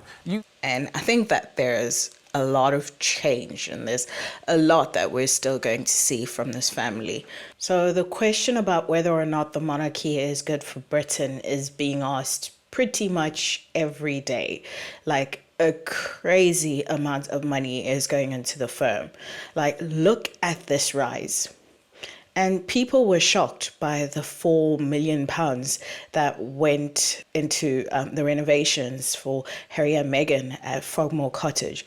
But this is nothing compared to the amount of money that his father and his brother have spent on their multiple properties. William has just announced that he will move his family to Forest Lodge. And you know what they actually said the cause of that sharp spike in the royals' public funding was? They said that it was because of a 10-year, £369 million project to modernize Buckingham Palace. Meanwhile, nobody, not the king, not Prince William, has any intention of living there. So a lot of people have started to ask some questions about whether the institution is still relevant, and even the people who still believe in its relevance have said that there does need to be a more modern, slimmed down monarchy. And the images like this of King Charles talking about the cost of living crisis while he's sitting on a gold throne, they really, really do not help. Just looking at the topic of royal visits, last year, royal visits cost UK taxpayers £86.3 million. And this year, it's going up to £132 million. And that's minus security. Apparently, last year, the royals brought in £197 million into the UK economy. And it looks like most of that's just going straight back into traveling. Like, never mind the salaries and expenses that need to be paid to them. There's going to be a lot of change that we're going to see if they pay attention to what the public is saying. And of course, the king is battling cancer, and the Princess of Wales has also recently been struggling with her health. I tried to avoid talking about that in this video because I want to respect their privacy and not divulge any details about their health. On this channel, that's not what we're about. So I do really hope that they're both as well as can be right now, and that they come out on the other side of this. And that leads me to my third point, which is that I really do wish that this family reconciles. So if you're watching this, you're probably aware of the fact that Harry is coming to the UK for the anniversary of Queen Elizabeth's passing. So there's been a lot of talk about whether there will be any sort of reconciliation talks, where people have said that they've seen the private secretaries for each team meeting up and having discussions about a way to move forward. So it would be really, really lovely to see everyone just sort of move on from this, because I think that they all really do need each other. Meanwhile, with Harry, earlier this year, Harry decided to resign from one of his charities that he had started in memory of his mother. And then before we knew it, there was this whole thing about how the charity is now being investigated by Watchdog UK. And Harry is saying that that is basically why he resigned, because he believes that something dodgy is going on with his charity. And some of the things that are coming out about this charity right now, they sound horrific. I would really recommend that you look it up online. There is a lot going on in there that I think is going to be a massive, massive story in the future. But it's not stuff that's linked to Prince Harry. And then it gets crazier because the co-founder of the charity, Sophie Chanduku, came out and accused him of bullying and harassment. She said that the board members were stale in their ideas and had been in their positions for far too long. And when she tried to evolve the charity in what she saw to be a vital new direction, she was blocked. And she said that Prince Harry just treated her with harassment and bullying at scale. So yeah, that's going to be interesting. So now, with all that being said, I do think that there is a fine line between not liking someone and not paying attention to them and bullying the person. Like, I was on the phone with my sister, like, right after the Netflix series dropped, and she just kind of rushed me off the phone. She was like, oh, I have to go now. I need to go watch the new Meghan Markle series. And I was like, okay, interesting. And she was like, aren't you watching it? And I was like, I watched it a little bit. It's just, I don't think that I'm her target audience for it, but I'm not mad at the show. And a lot of the things that I've seen online are people who are just outraged by Meghan. Like, how dare she, like, even open her mouth about any of the things that she's saying on the show? Based on the things that I've seen, the things that we've discussed here today, I don't think that the amount of hate that her and Harry get is warranted. I think there's something really strange about it, actually. And I'm one of the people who was really happy when Alex in Good Morning Britain actually stood up for them. And I really wish the best for everyone who's involved. I really, really, really hope that this whole thing gets resolved between him and his family. And one day I would actually like to see him saying that he's bringing his kids to the UK. And I will leave it there for now. I would really love to hear what you guys think about this whole situation. So please do go in the comments and let me know what you think. Please like this video and subscribe if you haven't already subscribed to my channel. Thank you all very much for your support, and I will see you very soon on my next video. Thank you. Bye.